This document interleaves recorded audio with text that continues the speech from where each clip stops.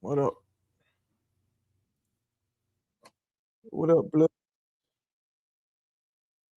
What up, bloods? See Jangles.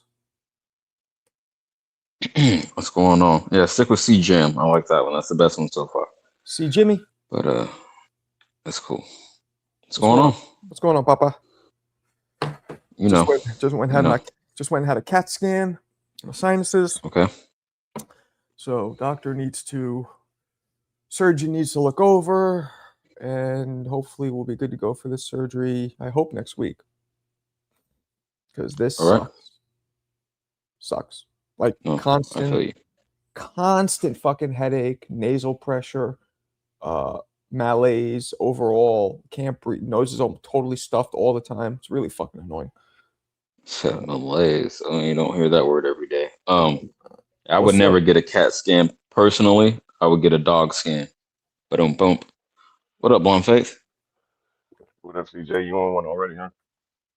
Seattle. I'm chilling, man. I'm just trying to Seattle. distract myself. You good? Having a tough How time? everybody doing? How y'all doing, bro? Good as I could be. Good as I could, right? So.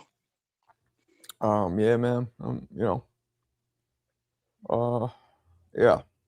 I can't say I too mean, much, but you don't got to say nothing. I understand. I understand the sentiment. You don't got to say nothing. But yeah, I got to take care of business. So I'm just distracting myself a little bit before I so handle some things. are you handling all of the stuff you need to handle? I'm the only one in position to, just like I was the only one that. Yeah. Fucking annoying. That's fucking annoying. Yeah, that probably makes it even worse. More resentment and all that.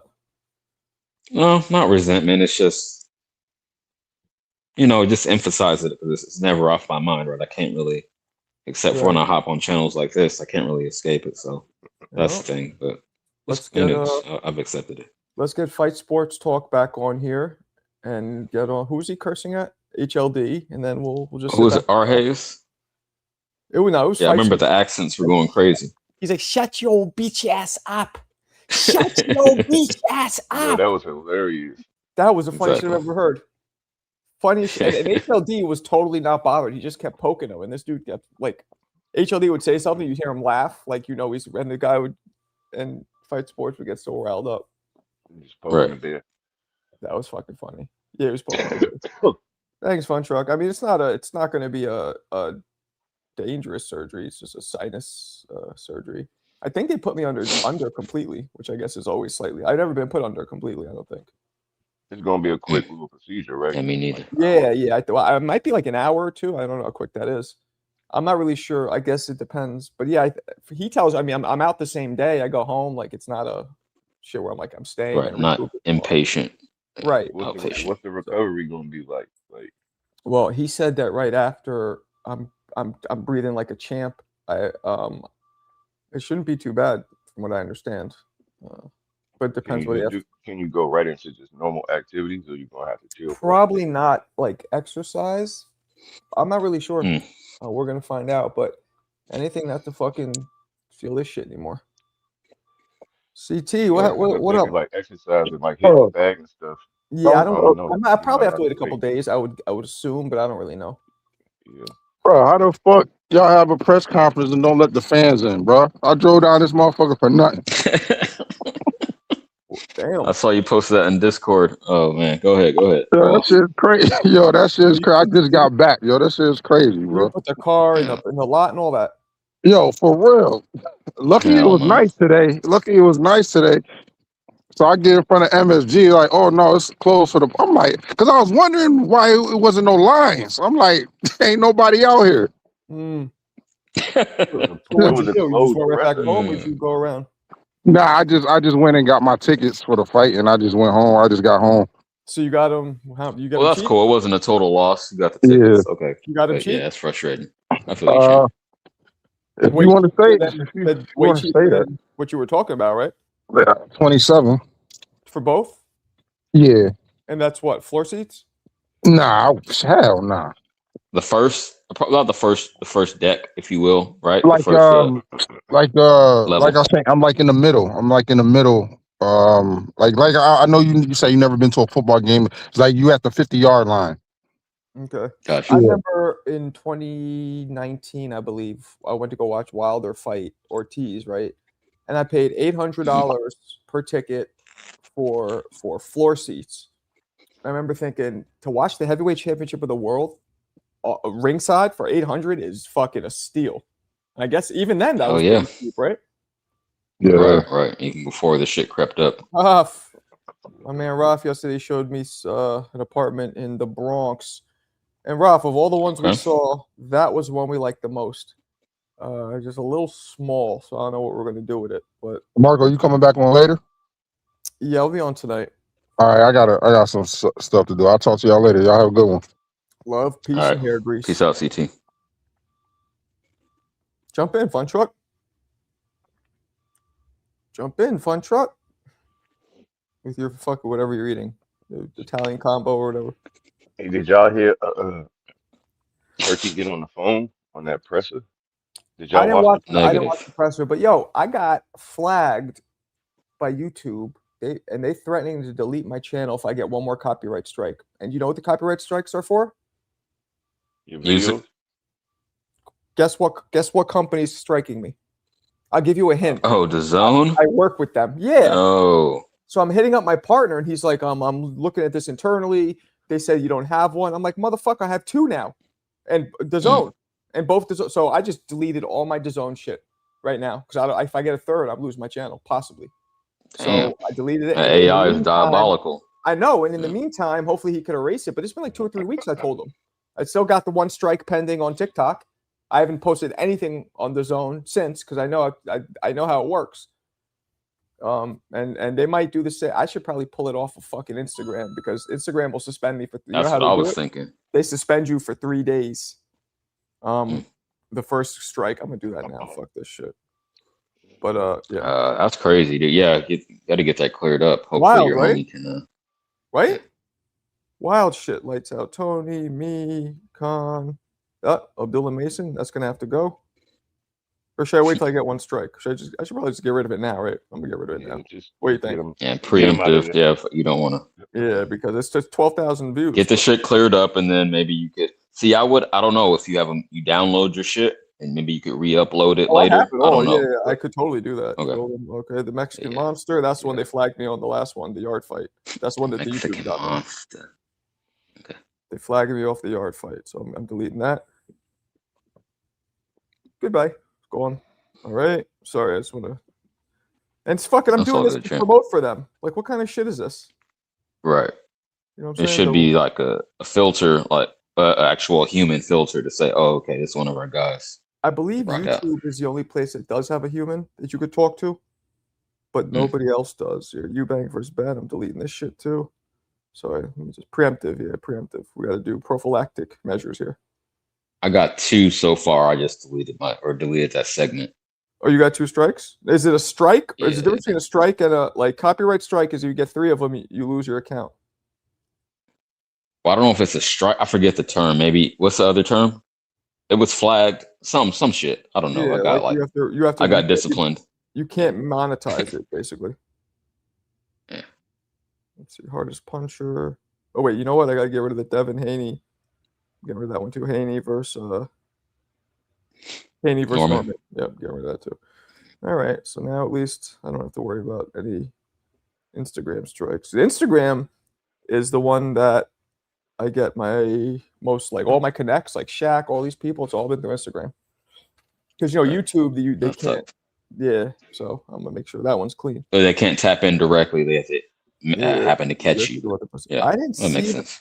I didn't see the fucking press conference. I haven't seen it yet either. I heard it was boring. I don't know. It was kind of boring a little bit, and then they started getting into it. Sort of the big thing is Turkey called in like halfway through. He always do that. I noticed he be doing that. He called in, and he said, I don't know what's going on with this presser. Like, this is a big presser. And Tio was like, y'all not excited about it? Like, y'all excited? Like, what's going on? Like, this is a big fight. So he's talking to whoever's there. But Turkey called, and then he was like, this is a big fight. And this fight leads into a big fight in May. that we playing, and then that fight is going to be into a big fight in early 27. And he said we got some big He plans. didn't name any names. He mentioned Shakur, but then he was like, but also the winner, because Chris Mannix was up there. He was like, so basically the winner of this has a big. So Turkey got some big plans for whoever wins this fight. Let me show you guys. Yeah, it depends on how it plays out. Let me show you guys something that was just sent to me, which apparently happened at the press conference. Yeah, a lot of shit happened. Oh, y'all chill, son. What was that? I was talking about. That's Keyshawn Hitchens. That's Hitchens and Keyshawn. Keyshawn Hitchens, what the fuck? Yeah, that's who they are, right? Hitchens is on the Oh, left. but you made it sound like one person. That's why it took me back. I didn't know he was behind me. Oh, yeah. We're gonna make it happen. Next is next. Yo, but it's next. Is it next? Is it next? Look like next. We should do that. It's not nuts. You know, Av. I'll come over. You know I'll come over. 100% I'll come over. So who? Man, that nigga could have gave more than 2 pounds after the fucking win. Wait, never seen that. Why you didn't do that after the? Why they did the same thing with you? I was talking about. They want to do the rehydration thing. They said, Keyshawn, you can't gain more than 5 pounds. He's like, no.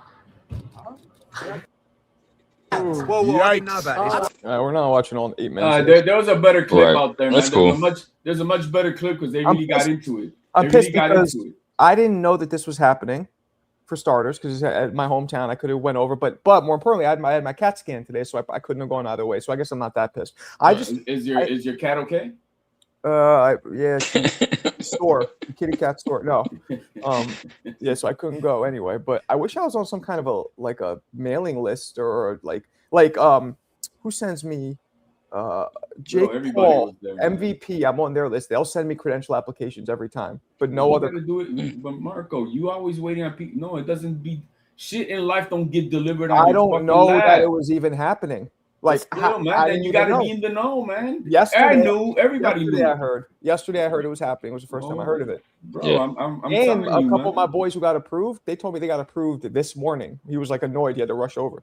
For me, that probably would have not been enough time because I'm in the middle of Bumblefuck, Connecticut.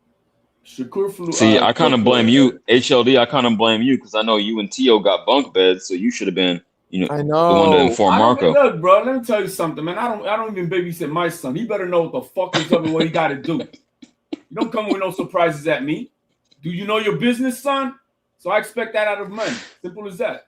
Oh, Jesus Christ. Yeah, if you don't like it, bro, we different. You're just mad because you got served yesterday by Fight Sports Talk. Bro, we ran him out, bro. I tagged team.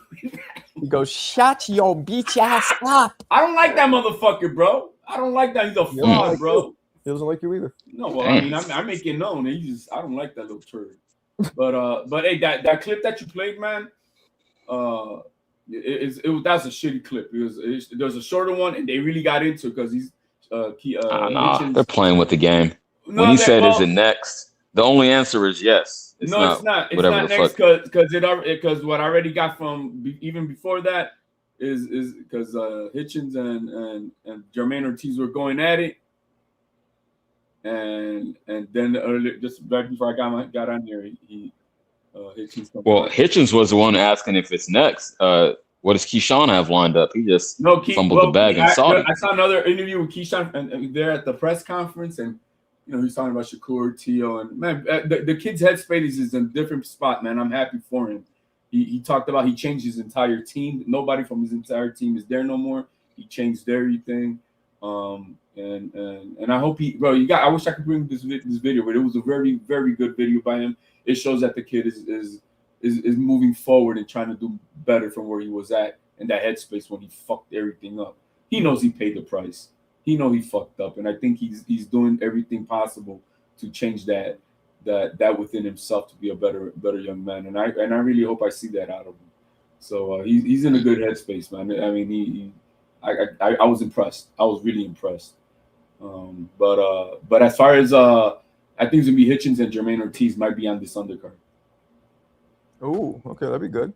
And then as far as and here comes the butt buddy shit between Keyshawn and Shakur, because Keyshawn in that interview said if he's at 140, he don't plan on being there too long at all. So if Shakur's to win, he won't be fighting at 140. He'll be moving up to 147. Which is not a bad thing, but again, it's that butt buddy shit that I like, bro. There are no friends in boxing like that. That butt buddy shit? Yeah, bro. Come on, man.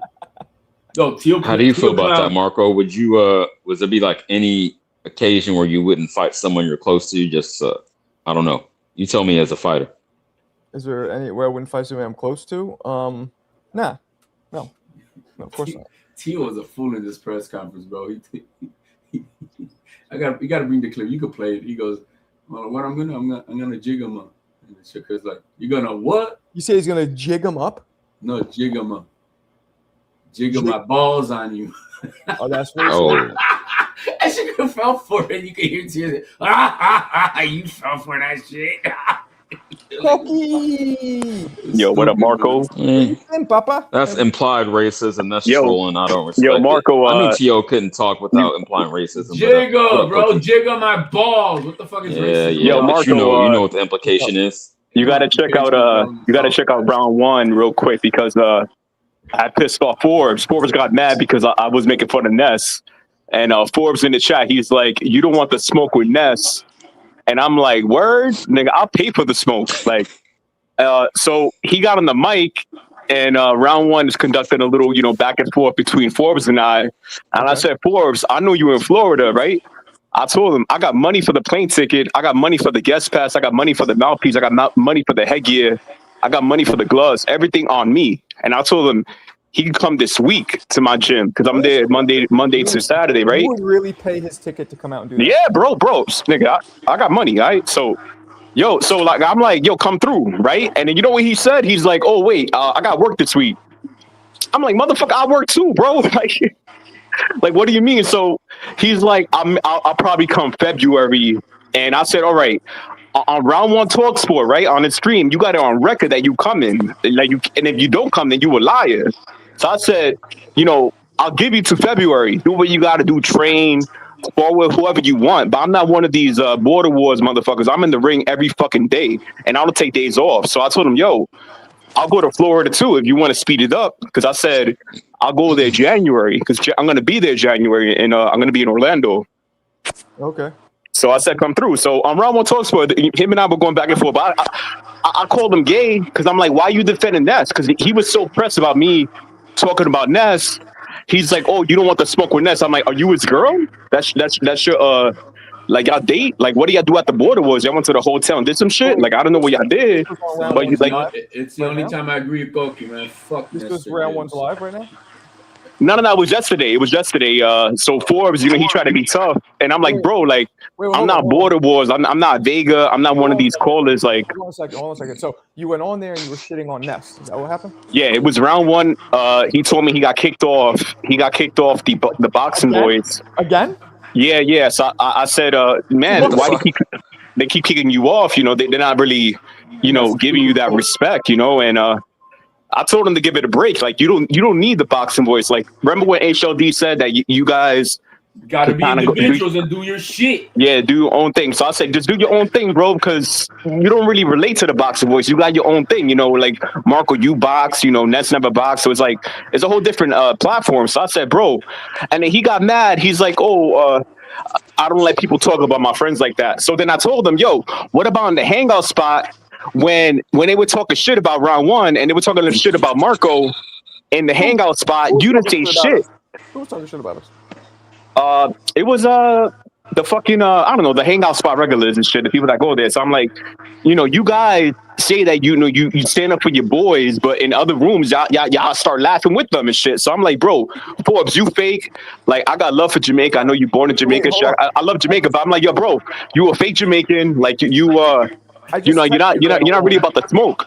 Okay, I just texted around one. He said he didn't have another falling out with Ness. Well, he told me he got kicked off yesterday, so it's on the show. Like, oh, okay. Man, fuck that retarded Puerto Rican, bro, making us look bad, bro.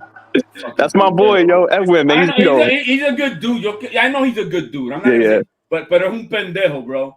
I mean, yo, es un lambón, bro. Nah, he's just he's out there in New England solo and shit, and he needs to be. He has a kid in a wheelchair, I believe, a daughter in a wheelchair. Or Oh, God bless him. God bless him. That's I mean, okay, that makes him a good father. He's still alive.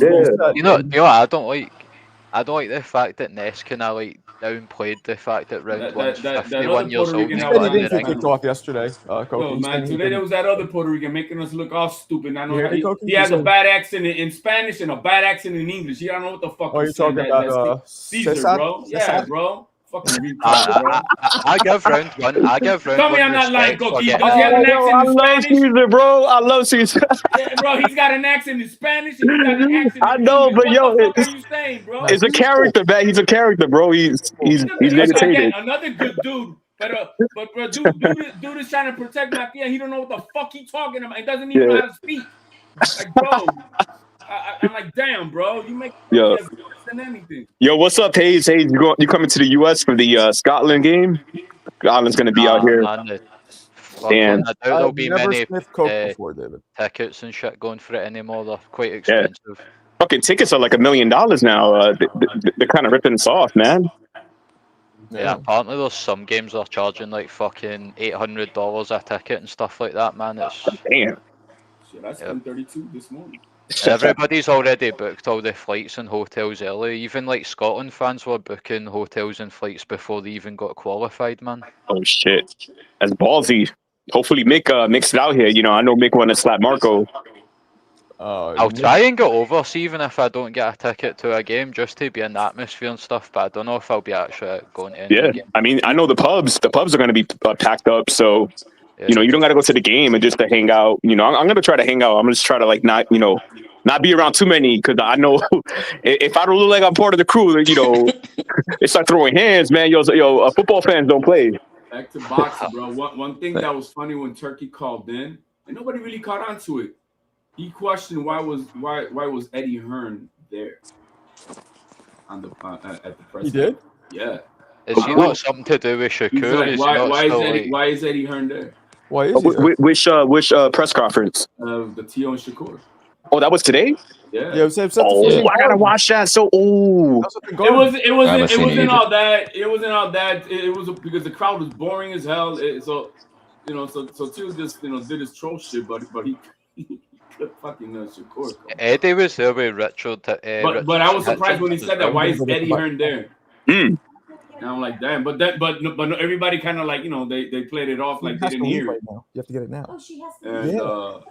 And, yeah, Eddie always got an ulterior motive with these events. So, well, he's Shakur's promoter, obviously. I mean, but this is a ring event, so he's like, why is he like the only promoter on there? He can understand the manager, but he's Shakur's promoter. Well, that makes sense. He's Shakur's promoter. Were any of the undercard fighters there too? HOD? There's no undercard fight. No undercard. Oh wow, just one fight. One fight. But I think we might get. I think we might get. No, I'm being facetious. We might get Hitchens and Jermaine Ortiz on that undercard. Oh, because that's good. That's Conley's the same manager as Tio, so he's gonna bring that up. He's gonna get Hitchens in that undercard. I mean, they might as well go on it because I don't think Hitchens is getting any deals. Like nobody. No, he's not. Yeah, so and don't be surprised some late minute shit with Keyshawn. But we don't know that for a fact. But one thing he did say today that he don't plan on being at 140 for a long time. Right. So, he also said he doesn't want to fight Shakur, right? That's not. Oh yeah, he's still on that shit, bro. Yeah, I don't know how you guys feel about that. That's gay. Yeah, it's your job. You choose boxing to make money, and sometimes I think you got to put aside those kind of relationships, to do your job. So. I don't know how everybody thinks. Even Tio and Shakur, they're really cool people behind the scenes. But this is what it is. Let me say this before you go. Clean that bullshit up. I remember Tyson said hold on a second, guys. Hold on. That's the best thing you can do for a fellow fighter is to fight him to help him make money. You ready? You said you're gonna do what? Jiggle my balls. Listen to Senior background. He goes, I can't believe you HLD love Tio. He goes, yeah. No, but bro. It was I gotta say, bro. The Cappers was boring. Yeah, it was boring. Tio is better on the mic than a Shakur. I'm a Shakur fan, but Tio is better on the mic because well, that's true, but I don't give too Shakur much lets his credit. hands do the talking, man. yeah, the hands are going to be Unfortunately, the 31st. there's only been how many? I'm trying to think right now. How many megastar boxers has there been in history that didn't have a developed charismatic mouthpiece? I'm thinking Mike Tyson. Now, early Mike Tyson. I'm Remember, thinking Need to be a Ali. heavyweight for no, that. Ali Would he need to talked be a a lot. heavyweight. No, I'm What's talking your about any question fighter. again? How Oh, many? he didn't? How many No. mega Tyson fighters- can Let him talk shit. talk. Hold on. How Anthony many Joshua. mega fighters have there been in history that It's didn't ironic. talk and have a lot of antics outside the ring? Anthony Joshua. No. Well, maybe Tyson. He's a PR guy. The type very guy. He's best- not the getting very antics. Back best, in the had day, a back in the mouthpiece. day, it was a bunch. Back in the Joe Louis was mad quiet. Definitely Camacho was talking a lot. Ronaldo was Yeah. quiet. Floyd, Yeah. Floyd Mayweather wasn't that impressive talking. Yeah, but he was Frazier wasn't talking. talking shit. Nobody was shutting him up. Thank you. Yeah. Earl Spence Sugar Ray wasn't Leonard a big talked talker. shit.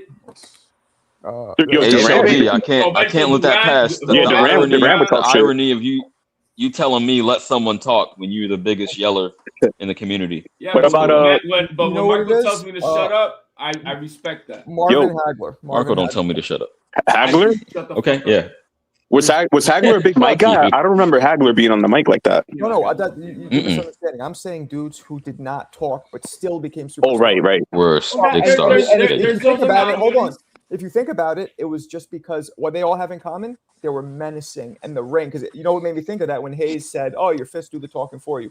Those were the guys, the only ones in history that were able to reach the pinnacle and not have a big mouth and just let Yeah, their but- menacing appearance and their fists do the But the talking. problem Hagler, is- Tyson, Vladimir Kenny Liston. Klitschko's like that. The Like Vladimir Klitschko the can one barely word you speak use there does English. not apply to Shakur. He is not menacing. No, he's not. And that's why he's not a huge. You know, it's hard to be a huge. So my point was, Tio has to talk because somebody has to build this shit up.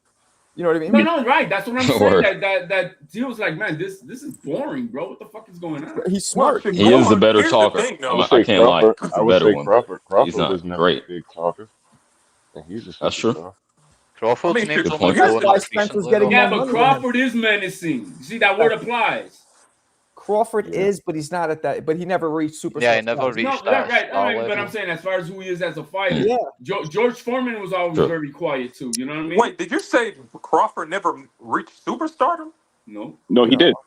bro, I he wouldn't could say still walk into I a would- mall in Not America like a and mainstream. nobody would He know who the means fuck mainstream Crawford is. crossover appeal. That's what I think. Bro, he he means could is walk into a crossover. Y'all mall just and see nobody Guys, would when I mean recognize him. superstar, there's probably between 10 and 20 in the entire history of the sport that fit my Word. criteria for superstar. That they Like could walk Canelo anywhere and throughout be his mad. career has been a superstar because he's consistently sold like high pay-per-views and packed Canelo's a arenas and stuff. superstar. Mike Like Tyson, Anthony De La Hoya, Joshua. Sugar Ray Mayweather. Leonard, Joe Louis, Mayweather, Jack Ali. Johnson, Jack Dempsey, Mayweather. Yup. I don't Very like the few. dude, but I'm gonna Even give him his Tyson flowers. Fury at a push, I would say. I mean, in America, I don't. He's In tall. the UK, He wasn't popping like that over here. I'm sorry. Nah, I don't. In He'd go boxing to the is, mall, but and no. I don't think he'd get mobbed at all. Did his name not grow from beating Wilder over there? No. Boxing is not big over here anymore. Hayes, it's just not. Right.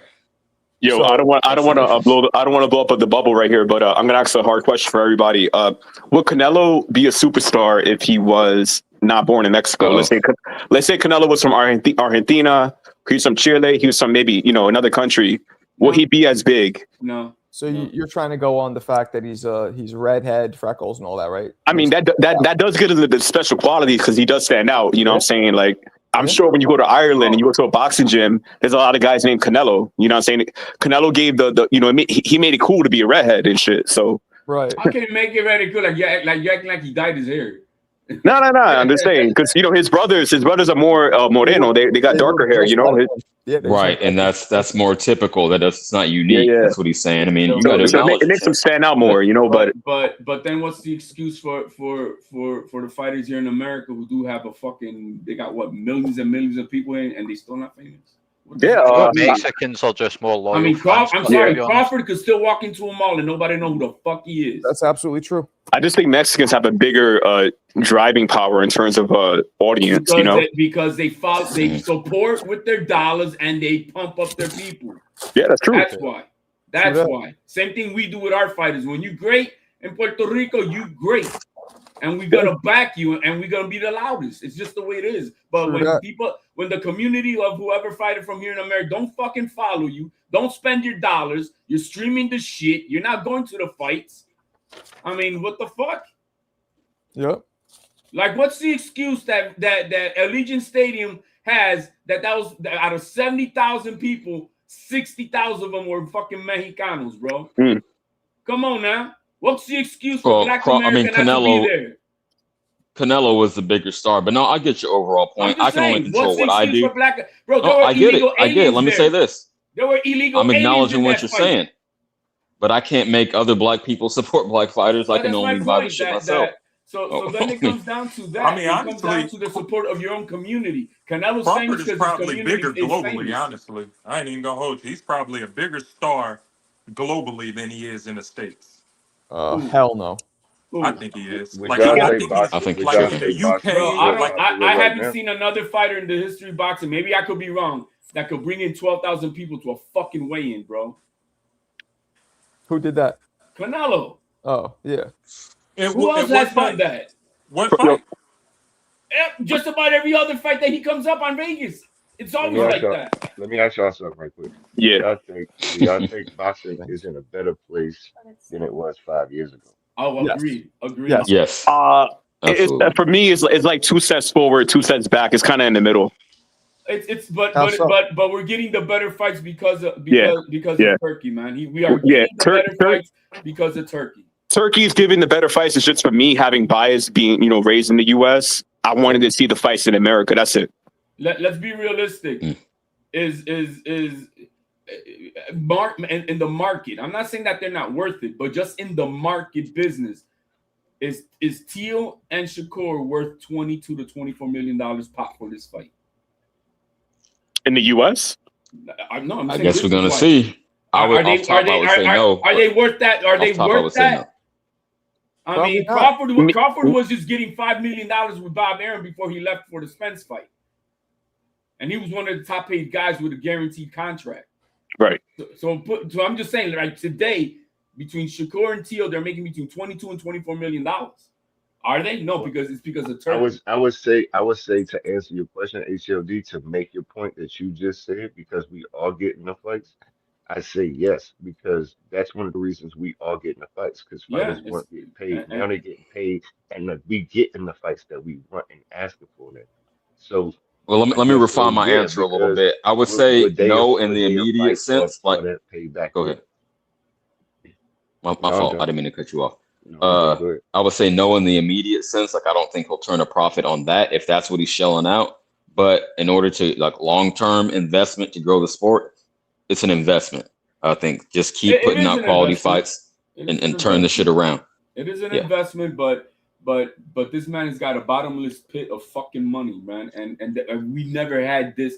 Like, I mean, we're talking about oligarch, king of a country, prince. Well, there's no king's a prince who's funding this shit like nothing, bro. They make that money in 1 hour a day pumping oil, bro. Yeah, and the fact that this fight leads to what, like he's the most looked up athlete. Fights. I mean, exactly. That adds. He was the most looked up. Well, maybe that's because people didn't know who he was. No. I mean, you remember when he was running in the fucking hills, and the dudes were like, "Who the fuck is he?" And then when the guy said, "Oh, who's he fighting?" Canelo. They said, "I'll pray for you." You know who Canelo was? I'm like, what the fuck? No, pray for him. Canelo needs. Bro, I'm just don't get into your panties, bro. The point is nobody knows who Crawford is. No, I get it. The notoriety, the mainstream, and I know that matters to you, but I think that's for every boxer. I think anywhere. I think people don't know Fury in places. I think people don't know AJ. I think that's for every single boxer because boxing is a niche sport. So you can say that for the biggest boxer to the smallest boxer. Yo, but those tickets are just about sold out, bro. Those tickets are sold out and not be known. I was waiting on Q, bro. Bro, that was a weird shit. I never gone through that. I was waiting on Q online and all that. I was in the lobby, then in Q, then in like what the fuck, and went by. And I was right there when they fucking sent me up so I can then wait. By the time I got in there, I was number 16,473 in line to get into the fucking thing to buy the tickets, bro. for today. So that shit is sold out, man. Most globally Googled athletes are not. It's Ronaldo first, and then a guy named Lamine Yamal. She said boxer. Lionel. Globally. She said athlete. She said athlete. Yeah, Now, but in the U.S. maybe in the U.S. because I did see what she was saying. The most Googled athletes. Who was the first boxer? 1 year surge, most Googled, trending. You got Crawford is number 2 behind Shedeur Sanders. So he's just he's the fastest rising, not the most Googled, not the most looked up.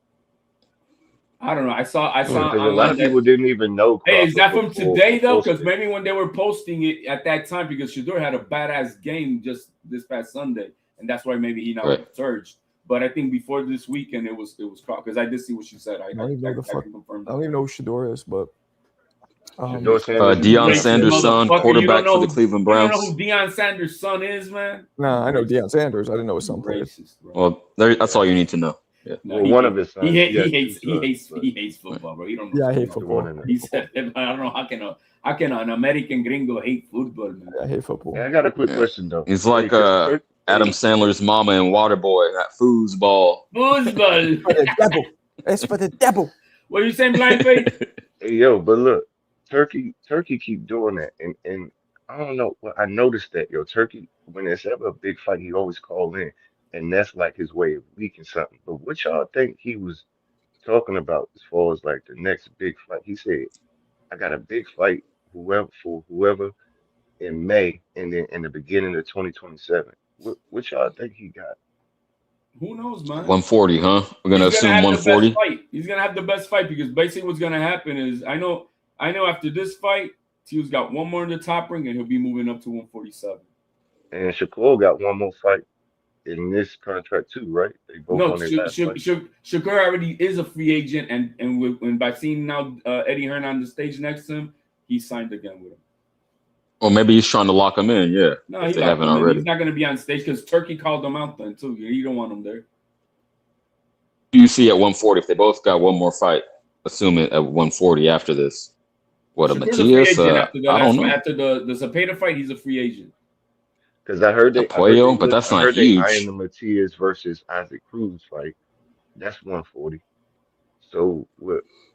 Y'all think this fight? Okay. Yeah, but he said for 2027. I didn't hear the 20. I thought it was for this year. It was for next year. No, he said. Well, that's so he said because look, they fight in January, and then he said, "I got a big fight. Whoever wins this." He mentioned Shakur's name, but he said, "I got a big fight planned in May of 2026," and then he said, "After whoever wins that is a big fight in the beginning of 2027."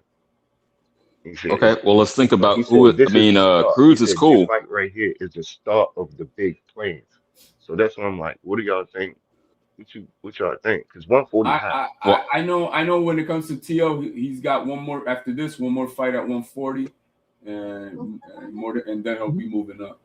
And then I hear y'all. Cruz is cool, but go ahead. No, I'm just saying. After that, I then see Tio using his super to become the immediate mandatory to Haney. I was just gonna say, let's think about the fighters that are actually present as well. Cruz would be cool, but Keyshawn and Hitchens were there, so either one of them is a possibility. Yeah, that's why he said it depends on who wins, because he would put Tio versus Keyshawn potentially, but apparently Keyshawn and Shakur ain't gonna fight. So it just depends. But it all depends those on what are two happens, possibilities. Those two possibilities. Shit, yeah. The thing is like Keyshawn lost his belt though. So he's really not a champ. But they got him ranked number 1 with the WBO at 140. He's still a name, yeah. You know what I mean? So he'll end up fighting he could end up fighting a title eliminator, Keyshawn, with someone else. And who's number 2 at the WBO? How's that? Who's number 2 at the WBO? I don't know. I can't say. Let me see. I can look at that. So is Hitchens staying at 140 then? Yeah, so at 140, I know he's number 1, right under Tio. Because Hitchens didn't he call out Haney? He just called out Haney. No, you're gonna see Hitchens. I'm almost certain it's gonna be Jermaine Ortiz and Hitchens on the undercard of this Tio fight. But no, Blind Faith, you're correct. He did call him out. He did, but I don't know what's going to happen next. So. You saw them hugging, bro. That was gay, man. That was super gay, right? Do y'all think Cruz and Roach rematch, or y'all think they got? It all depends on the monetary. It's on the business side. If they did good money the first time, that you might get it again. If not, you good point. See it. It's just gonna depend on how, you know, if they made money on this last fight. But I thought it was an entertaining fight. It was a good fight. And Russell got a fight coming up too, right? How's that?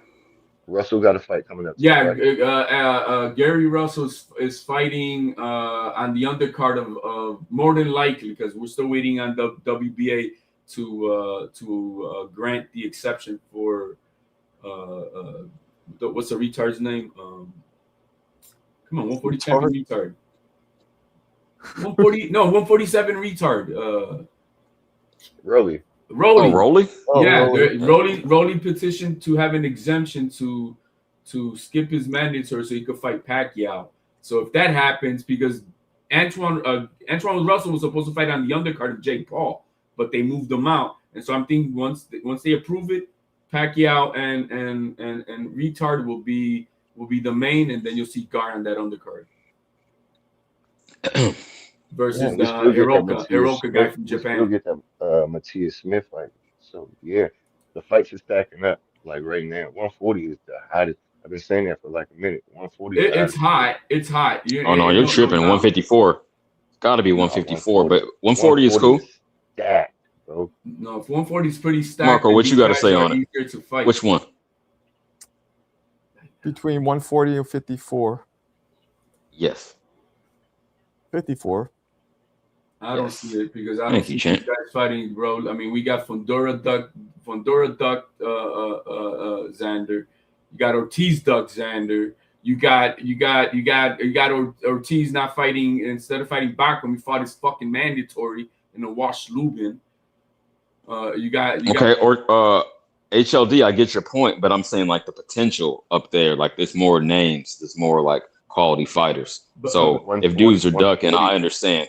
It's just hypothetical, but the problem is, I mean, I understand what you're saying, but the thing is that these guys are half of them at 154 are all with PBC and shit, and that's making shit hard. That's making shit hard, and so I don't know, man. I think the guys at 140 because of Turkey and they're willing to fight, you know, under Turkey banner, are these fights are more feasible to be made. Let me see the rank. Fair enough. But if we get Boots Ortiz, then at this tournament. Yeah. I just bought my tickets for Bakram versus Josh Kelly. So I'm going to see him up close, see what Bakram's all about. Did they cost you $3,000? Yeah, in Newcastle. Nah, it was like £150 for a floor ticket. Me and my friend are going. See that? 150 each. Man, fuck you. Yeah, they get it cheap. Fuck you, man. He said fuck you. Hey, yo, rewind the clock. Blind Faith, you said. Rewind it a little bit. Blind Faith, I want to address this. You said Turkey was talking about a tournament, like another Super Six or something like that? He's been hitting at tournaments. I didn't hear that. Okay. I gotta hear. Yeah, I didn't see the press conference yet, but if he is, cool. I'm with it. Yeah, Josh Kelly's only one with balls to get me back. Because if you look at 140, look at what he's doing. Like even with look at what he's doing. He's mixing up and getting these good fights going. And now the other fighters are like, damn, I need a piece of that. And now more fighters are just like we said, 140. They willing to fight now. They're mixing it up. So he's pulling the cards. He's pulling the fighters' cards to get them on the fight cards. Well, he doesn't really need a tournament. All he's got to do is drop that check like he's been doing, bro. They got no choice but to take it. Yeah, it might be like an informal tournament, but I feel you. Yeah, I'm saying I'm not saying necessarily like the last unification at 140 was Josh Taylor versus Jose Ramirez. Right. That's how long it's been. No one is unifying. Right? Nobody wants to fight each other at 140. Well, but the landscape is changing. That's what we're saying, right? We're getting Cortillo, so that's a step in the right direction. Yeah. Well, it's a bigger fight than anybody. Well, Theo, that's a problem because Theo got that belt off Josh Taylor like 2 or 3 years ago, and he's done fuck all with it, and now he's defending it against a smaller guy again. Like, well, he's about to lose it now. Yeah, like I mean, defenses like Facts. Steve Claggett and shit like that, when he could have been calling out guys like I don't know, Mateus, Pueo, Gary Antwain, but nah. Even I Aparo. mean, but we getting those. You're gonna put those guys ahead of Shakur, and that would be crazy. Well, they've No, done he's more just at been. 140 You saying than he's been Shakur wasting has. time. Not wasting time. I mean, He's all in the those prime of guys his are more career. He every bullshit. All those other 140. champions have been fucking playing musical chairs with their belts. Hey, They're fucking I'm with losers, you. bro. No, I agree. That's what I'm saying. That's my point. That's But why I that's said cool. the last unification was Josh Taylor versus Ramirez. Right, that was like, the undisputed fight right there, right? That was the yeah, was that's how undisputed. long ago that was. Yeah. Like that is the last time two champions at 140 have fought each other. So hold on, let me ask you something. Is Hey, Tio to answer still your a question, lineal? Blind Faith, Alfredo Santiago is the number 2 guy at the WBO at 140. Excuse me. Is Tio still lineal?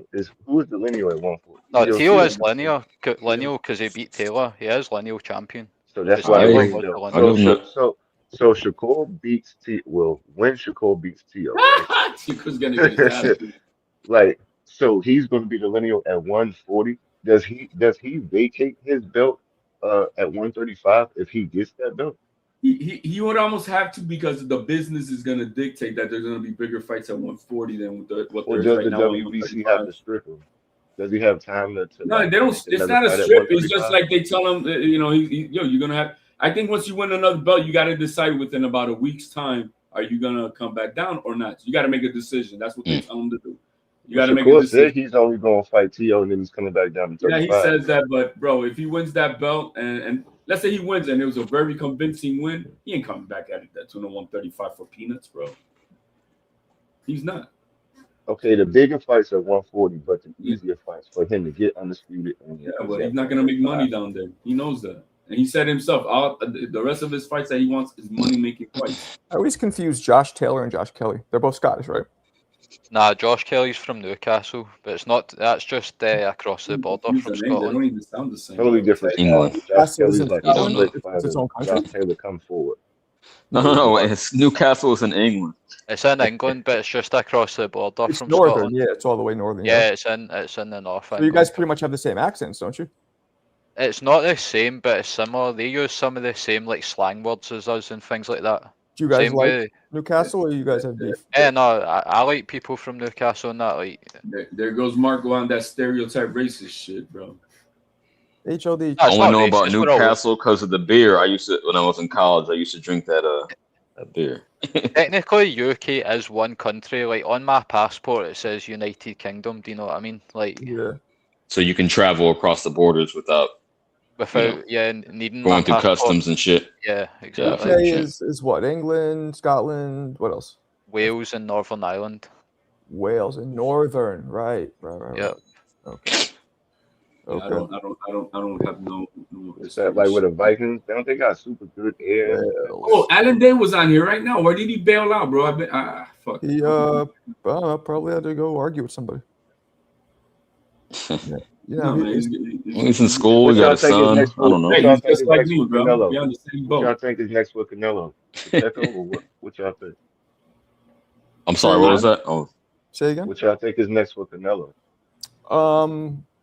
The shit with Crawford fucked things up. So because He might take Jake Paul. He might peel Jake Paul off the floor, prop up his lifeless carcass like Weekend at Bernie's and fight him.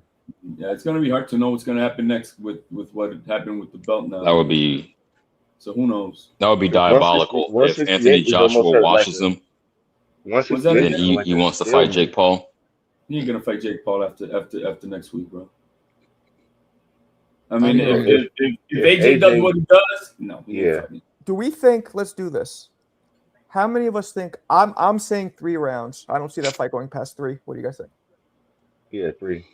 It's going. I feel me? like I don't know, man. I still feel like the fight might not happen, even though it's meant to happen next week. Okay, so let's say it happens, though, Hayes. How many rounds to go?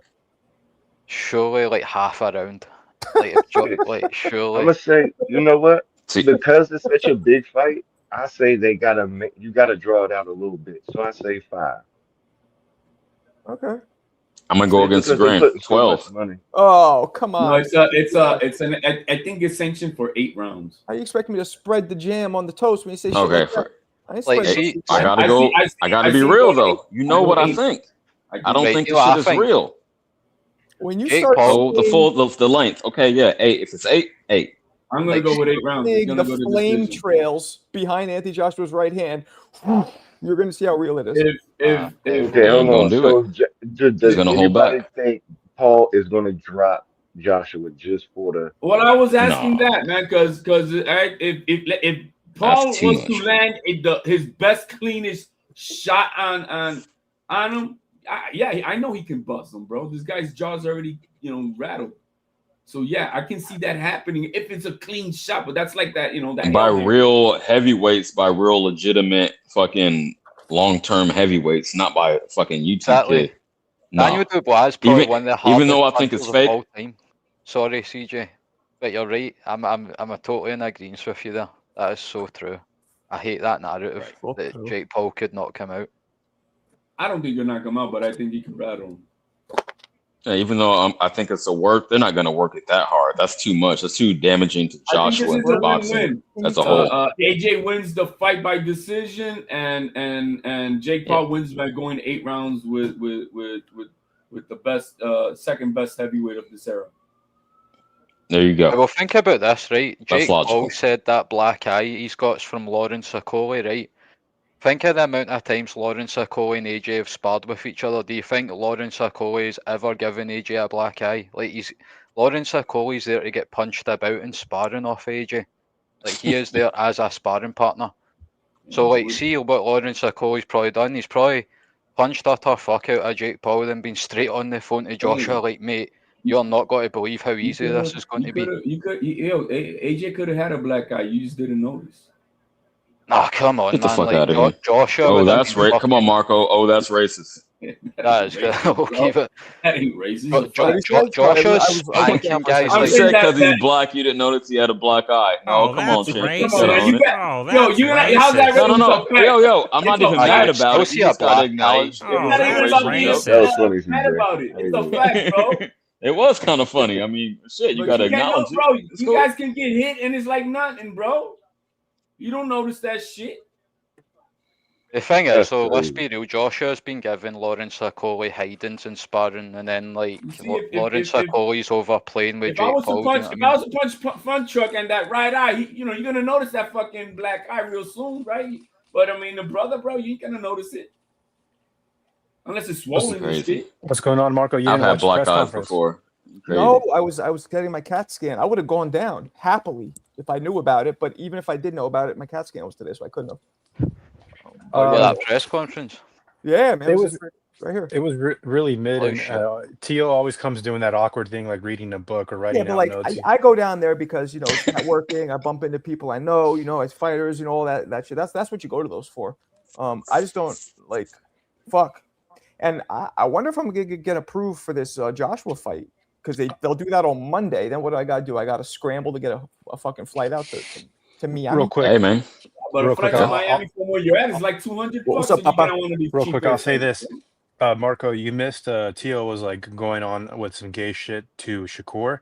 Yeah, and I think that like Shakur is showing big reactions whenever Tio says like anything gay. So I think that Tio sees the reaction out of Shakur, and so he's going even deeper into that. Yeah. And you know who does that too? That's weird. Tio's uncle, HLD. Go ahead. And so you can see it in real time, him change his attitude towards Shakur. Yeah, he said he was gonna fuck him, literally said that. I thought he said my balls on your face or something. Yeah, but then he said there was another part. And then he said he was gonna. He said he was gonna fuck him. Oh, and then hold on, HLD. Then they stood up. They're almost the same size, exactly the same size. Well, Shakur has his hair's higher. They look about the same height. Yeah, it must be like 5'7". And I did see a lot of mutual respect, even though Tio's father was talking about a bunch of shit. I think he toned it way down from the past couple of years. So that's what I take from the press conference. Tio got into his head so bad that when he already said that I'm gonna jiggle my balls on you. So then Shakur was starting talking about they asked him about going to 140 if it's gonna be the difference in weight, that's gonna be a problem. And he said no, that it shouldn't be a problem at all for him. And then Tio just said, bro, what? It's gonna be nuts at 140 for you. and he took nuts like he's talking about his nuts, and then bro, man, what he quickly thought about the gay shit, and then Teal's rolling on him about that. I don't know if it's something in the sort of black community, but you can definitely tell that Shakur's just reactions lightning speed. Like, what, gay? No, I'm not gay. Like, I will never. I will never racist. be, associated with that. So, Teal just so only black people are homophobic. Oh, that's no, racist. I'm just saying you could sense that in the that black Jamaicans are super fucking homophobic. That's true. Jamaicans, especially. Matter of fact, but then Busta comes out being kind of gayish wearing dresses. Okay. So which one is it? Honestly, no. Let me speak on it. Hang on, one last thing. Hold on, one last thing. It's not really the black community. I'll take that back. It's more of the boxing machismo community and overall, in general. All these guys in the boxing rings and amateur fights and stuff like that, you can kind of get this homophobic sort of feel in that. Do you know what I'm saying? So, yeah. Gotcha. All right. Fair enough. And I don't take you. I know you're not racist. Fun truck. You grew up in the Bay. Man, you gotta do me a favor. But I've seen a lot of fighters that before. Open your fucking ears, jackass. No. My ears are open. Why don't I heard everything you said? Don't be a. I'm just trying to make you smile. I will not. I will not do. I promise that. But no. I would think, so old school like 90s. Yes, I would say you have a point. Definitely, that was a thing in the black community. Like, no Tootie, no Fruity, absolutely not. But these young dudes. But not really. No. Hold on. Let me put a bow on it real quick. The young dudes, either you are with it, like you got socialized into it because the new era is so Tootie, my opinion. The Gen Z shit, or you're old school like me and totally against it. So it's kind of like a polarity. It's like no in between. Like either let me ask you, you stand on your shit or you're with it. What do you mean that never you're told against? the dude back in the day, suck your dick when you like trying to emasculate him? You never said that. I bet you did. No. I'm not sure. I mean, it's not that I wouldn't, but I can't recall an occasion where I did. Suck my dick, bro. Yo, HLD, isn't that exactly what you told me back in the day? No, bro. You say today, bro, because I don't give a fuck. You know what it means? It means I'm telling you, you're a bitch. No, look, how you gonna get mad at another man and then tell him, hey, suck my, no, well, bro, that's gay. You're trying to emasculate him. It's not like you literally want to do that, but you want to emasculate. I remember they used to say it in rap all the time. That's why I said I wasn't. Like, do you remember the old joke? Like, yo, you got the CDs? What CDs? CDs nuts. Like, and that was what dudes would say. Oh, hell yeah. That's exactly what Teal did with Jigama. Yeah, what Jigama? Right, and that's balls what, on if him. you, that's what CJ was saying. If you played like that, you played like that. But if this you is where our didn't play age like was that, different, you though. just didn't play like that. This our age is different, not. by faith. It was more. I don't think it's a machismo thing. Accepted. I think it's just some people just, like you said, you either in it or you ain't. Yo, man, Shakur is sensitive on that type. Even when Teal said, bro, Sweet and what did he say? When they were on Top Rank, when they came on Top Rank, both of them, and Teal's Sugar and Sweet or something like that. And they're like, pause, man, pause. Like, he looked at him across the table and said, "I'm gonna fuck you." Yeah. Marco, pull up Clarissa's comment. I'm gonna pull up Clarissa. Hard. Yeah, kind of like that blood in, blood out type of fuck you hard. The difference is HLD is willing to let you do it. Hey, Clarissa. The thing is that Marco didn't say he wasn't going to. No. You can't make it be gay. Marco has not yet said, well, this I'm not is going to do your that. gay scenario, not mine. No, because I said that to you right now on the panel. Suck my dick. And because somebody. But no, to my point, Blind Faith, go back and listen to Dre Day. It was so many gay acts and references in there. With my sack on your tonsils while you're on stage rapping at your whack ass concert. I never liked that. I never liked that. I'm just saying, it was a thing in the 90s. That's all I'm saying. Can somebody pull up when he said that? I'd love to see that. Oh, here, I'll bring it in. Yeah, bring it in. That's hilarious. That's too Tootie. Use the fucking guilt trip. That's too Tootie. Give me a second. Bro, it was a thing back in the 90s. I don't think I did it. Boring as hell, man. Shakur is yo, HLD, bro. I'm disappointed in your boy, yo. It was a boring. I was expecting more from T.O., yo. I thought he was going to tear it at the press conference. Energy on the other side to bring that out. That's why he was pissed, bro. He was. You supposed to have the fans, man, at the press conference. Yo, turn up, man. Like this crazy. And I'm gonna Marco kind of said it. This was so rushed. They all last minute shit, and you know this is why a properly announced fight with time to build it up is needed. And this was kind of. I was saying that. Yeah, no. Yo, CJ, remember we talked about that? Yo, I told you. I said, yo, you cannot market no fucking big boxing match on the last minute shit. Yo, that shit don't work. A month and a half? Yeah, that's crazy. That's crazy. Yeah, now there was a Marco, do the Discord, bro. Generally, I would do the Discord. Generally, press conferences are close to the public. Generally, CT. That's usually the case. But yo, Marco, what did I tell you last night, man? This is not 1980, 1990, man. This, like, come on, man. This is 2025, man. Y'all got to do shit different, bro. Yeah. Not my choice. You should have like the content creators out there getting credentials, pushing your shit, you know, pumping it up. That's what I would do. There it is. Is this guy from? I don't follow him. Yeah, let's see. He's on X. I'm sorry, yo. I know y'all niggas ain't into the UFC, but UFC press conferences be lit. Fire. Them shits be lit. Let's play. I used to be.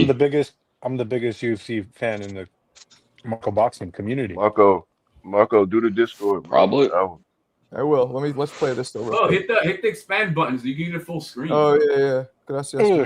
Look at this. Here we go. Let's get a full screen, volume up to hear some gay shit. 140. No Tootie. 140's nuts. Faster. Wow. Pause, bro. What's up with you, bro? Yo, Marco, play that track.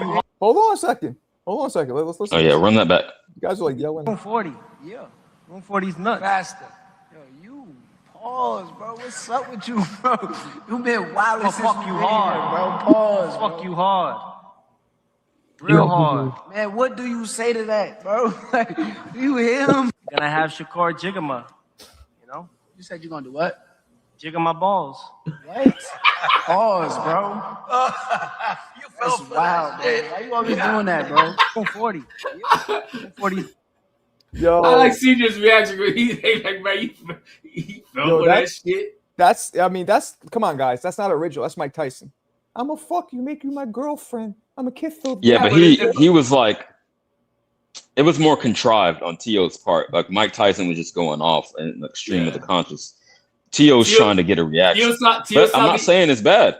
T.O. saw the opportunity. Like trying to get in his opponent's head. T.O. saw the opportunity because T.O. was saying, yeah, it's gonna be nuts at 140 for you, and then he took it as another pause game moment. So then T.O., oh, you a fan? Hold on, I'm gonna go more now into it. And that exactly, it's actually smart. So I got to give him credit for that. That reminds me of this, which is fucking hilarious. Shakur said, "What do I say to that?" Wait. Shakur broke eye contact. He looked at like the promoter. He's like, "What do I say to that?" He couldn't take it serious. This is gonna be like 1, 2. Hold on. There we go.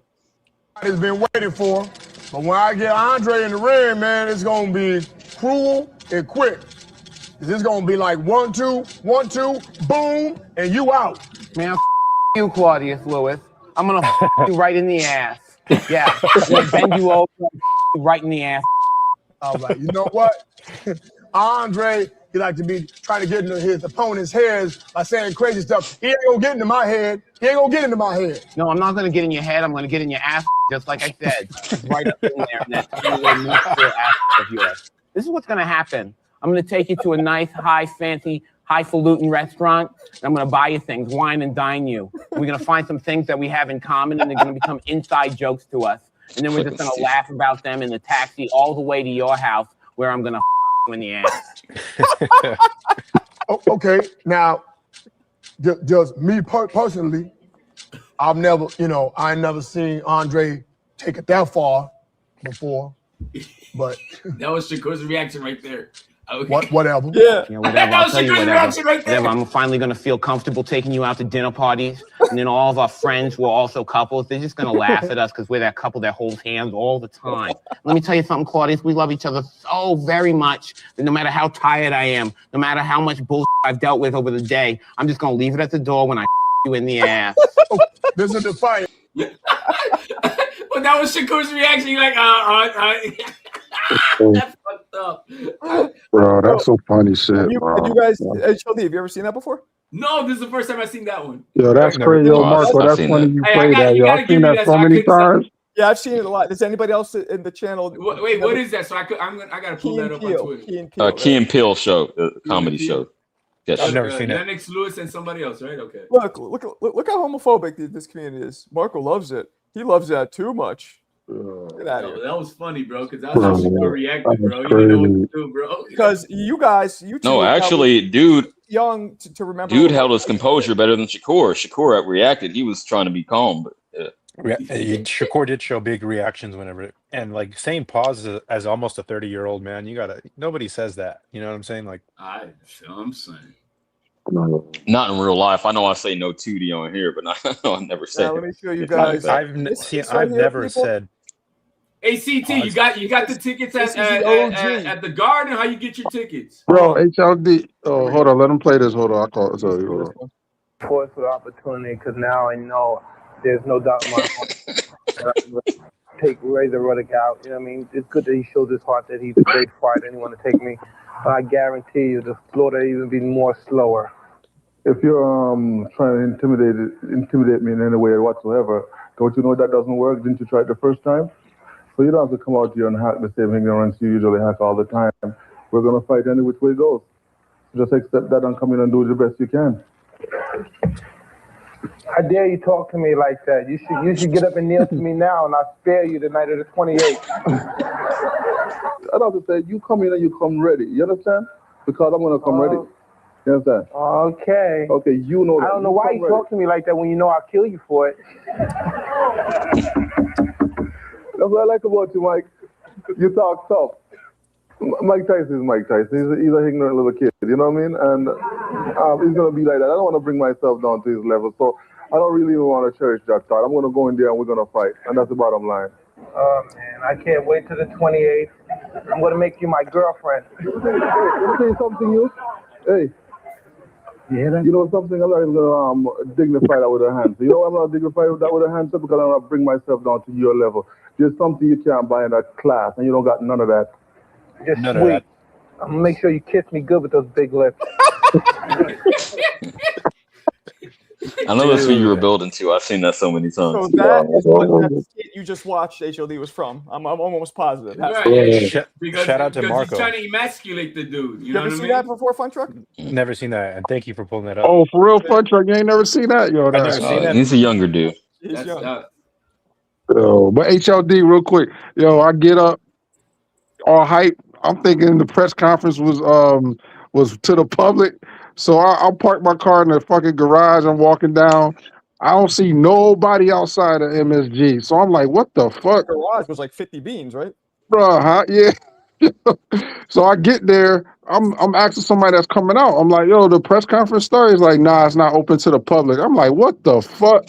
That's some dumb shit, bro. Yo, so I just went to the ticket office and got my my tickets, yo. But I was pissed off, bro.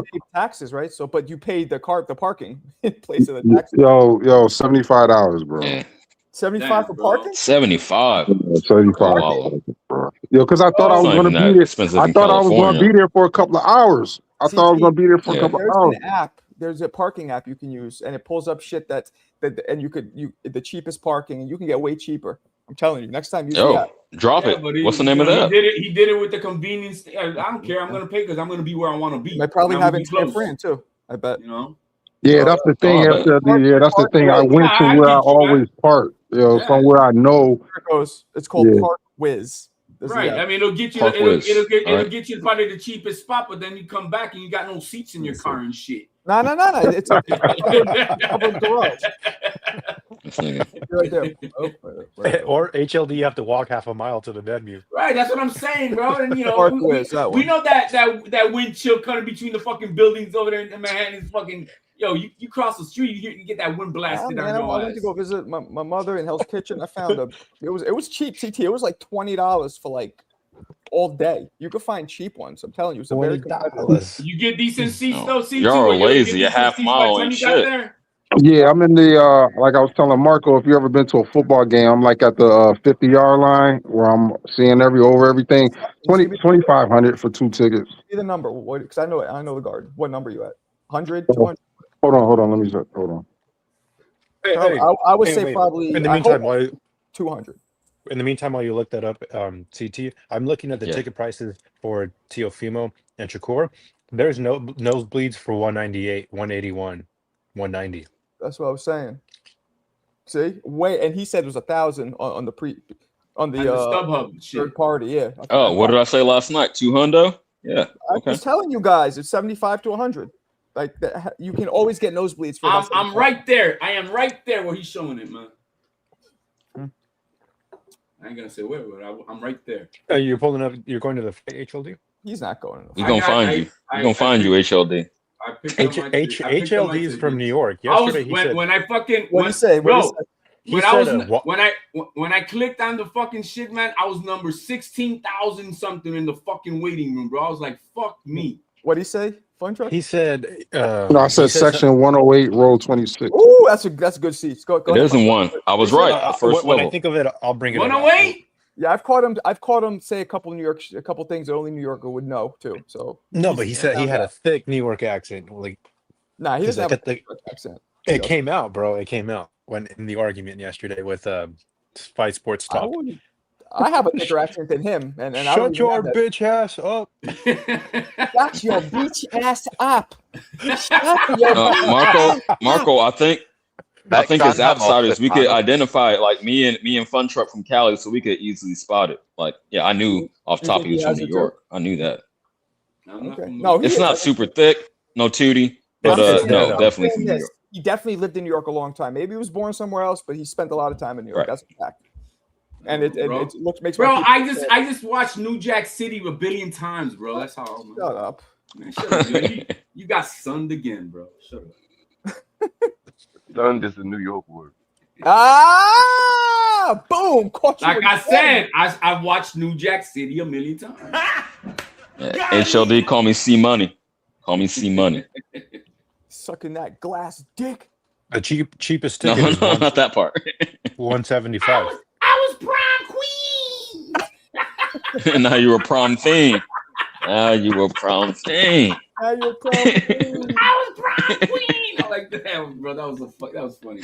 Yeah. Yo, man, you know that chick that stripped for that stripped in front of Wesley Snipes with his boy that she was dancing on the stage.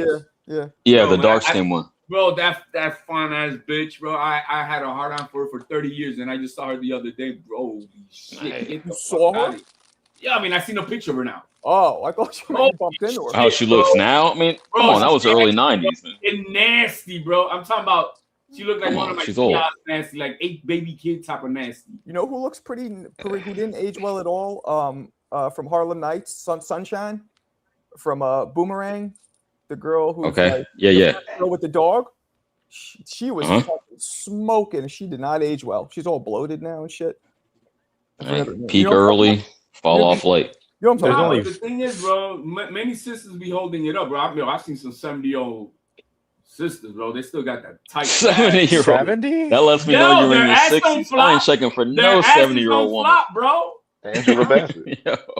Hey, bro, if you cannot give credit to your women, bro, you fucked up, bro. No, not 70. Angela Bassett is cool. She's like mid-50s. With their asses tighter than 20-year-olds, bro. Marco, you're going to the Jake Paul fight? Yo, Marco's face. If I get switch that, you only know that she's back to 70 years boxing. old when she turns around, you're like, oh shit, that's a grandma. You just scared me off the fucking panel with that 70-year-old. I'm gonna go if they approve me. But why do you want to go? It's networking. You know, I meet Is people. it just to meet It's his people? job. That's a good reason. It's boxing. just because I feel like it is a Why farce. would you not go? What kind of question? Because it's just a bit of a farce. Do you know what I mean? Like you wouldn't go. You wouldn't go if nah, it was to the Josh Kelly fight, right? personally, nah. I mean, No, if I got credentials, I would cover it. So No I feel Marco. disrespect, right, to anybody here who's into it, but I don't even like female boxing that much. Like, yeah, me neither. So Yeah, I'll stay on that topic. I don't like female boxing or female UFC for that fact. I think they slow down the card. I know, dude, it's tough because I'll watch them if they're on the prelims, you know, or if it's like a really competitive fight. Katie Taylor and Serrano. Amanda Nunes is a Nah, killer. bro, when it comes to Svetlana, bro, she to UFC women, bro, they blow out the water versus women's boxing. Them bitches are beasts, bro. I've seen 14-year-old amateurs. Right. I've seen 14-year-old amateur boys that I'm convinced would beat the world champions in the female division in their weight class. I understand, but it's still interesting. It's still variety. I like UFC women. I'm down with that. Them women get down, and it's very few and far between. So wait, nobody here watched none of the nobody watched the Taylor Serrano fights? No, I've never seen any of them, mate. I've never seen one of them. Well, you're missing something. And you know I go hard on women sometimes, but no, I do entertain the fights. That first fight, that energy in that stadium, bro. I was trying to tell that to Lonos. I think the other one was trying to say that Tito Trinidad and I don't know who else he said he, but bro, that was one of the fights of the year, Serrano and Taylor one fight. That MSG, that electricity in that fucking stadium. I'm sorry. You were there, HLD? Maybe. The only female boxer I've ever liked the only female boxer I've ever thought was good was Clarissa Shields. I've watched a few of her fights, but everyone else I've thought shite. Bro, you really don't know boxing. Well, it takes an exceptional one, like somebody said, Amanda Nunes. You know what I mean? Like she's trash. It's trash and it takes time. Did you ever watch Layla Ali? I've seen highlights of her. I'm only 27, so I think that's a bit before like my time. I got into boxing like 2010. Not only was she pretty and sexy, but she lays down the law when she gets into the ring. She was knocking everybody out. Layla? Hell no. I'm gonna say this though, real quick. It takes time. Because hold on, because women's combat sports hasn't been a thing for super long. It takes time to get those super elite athletes. Like look at the NFL in the 50s compared to now. It just takes time to progress. And everything gets better over time. So that was the wrong analogy because football in the 50s was good to watch. They were hitting, but they weren't as skilled. They weren't as skilled or athletic as the athletes today. Would you agree with that? Football because we want to see motherfuckers get their heads torn off, bro. That's why we want to see that fucking. Come on, champ. They're not as athletic as these dudes today. The nutrition, everything has advanced so fast. Blah blah. You must think LeBron James is the GOAT. Get the fuck out. Nope. I hate MJ, but that is the best player I saw objectively. I don't like him as a person, but that was the best one. So no. Anyway, but I might see T dropped off. So but overall, this press conference was fucking boring, bro, man. I think they did a terrible job. And if CT said it best, if it was fucking not open to the public, that was stupid. That was stupid. That Shakur press conference has been entertaining. He's not usually one to fucking say much at a press conference. Yeah, but if they would have had a crowd, then I know T will play off with the crowd, and then he'll make it something because I know that's what he's good at. No, Tio is on such short notice, you're gonna get as much attention immediately as possible. So I don't understand that strategy, but yeah. See on that New York card, the fucking Riyadh season New York card. When they were doing the press conference for that and they had all the fighters up, like they had like Ryan, Haney, Rowley. The only one with any sort of charisma was Tio, to be honest. Like when they were doing that full he understands there's a element to sell a fight and there's an element of entertainment. And these motherfuckers don't get that. Welcome, Ruben. Hey, Ruben. Did stand out from the crowd. It was a bad idea not to bring anybody from the undercard up. And to start the press conference so early. Why would you start? They don't have a undercard set. That's why. Hey, Ruben. I text Roy Jones about you, and he said, "Of course I know him. He also taught me how to drive." He confirmed knowing you. That was pretty cool. Hey. You taught him how to drive. That's cool. That's a riot. You taught him how to drive. That's pretty cool. What do you think about this? He was 12 years old. 12? Oh wow! So you're older than him by what? Like 10 years, 8 years? By 7 years. 6 years. I'm 6 years older than he is. How many? I'm sorry. 6. He says. I'm 6 years older than he is. 6 years older. Okay, so he's in his mid. Okay. That's cool. Boy, where you going? Did you know Roy Jones through boxing? Yeah, he used to spar Roy and everything. Aye, that's cool. Yeah. You did you spar any other Roy? Vince Phillips and I started teaming here at the same time. I used to spar with Vince. Who else? Lemuel Nelson and Derek Gaynor. Gaynor. So Arthur Williams.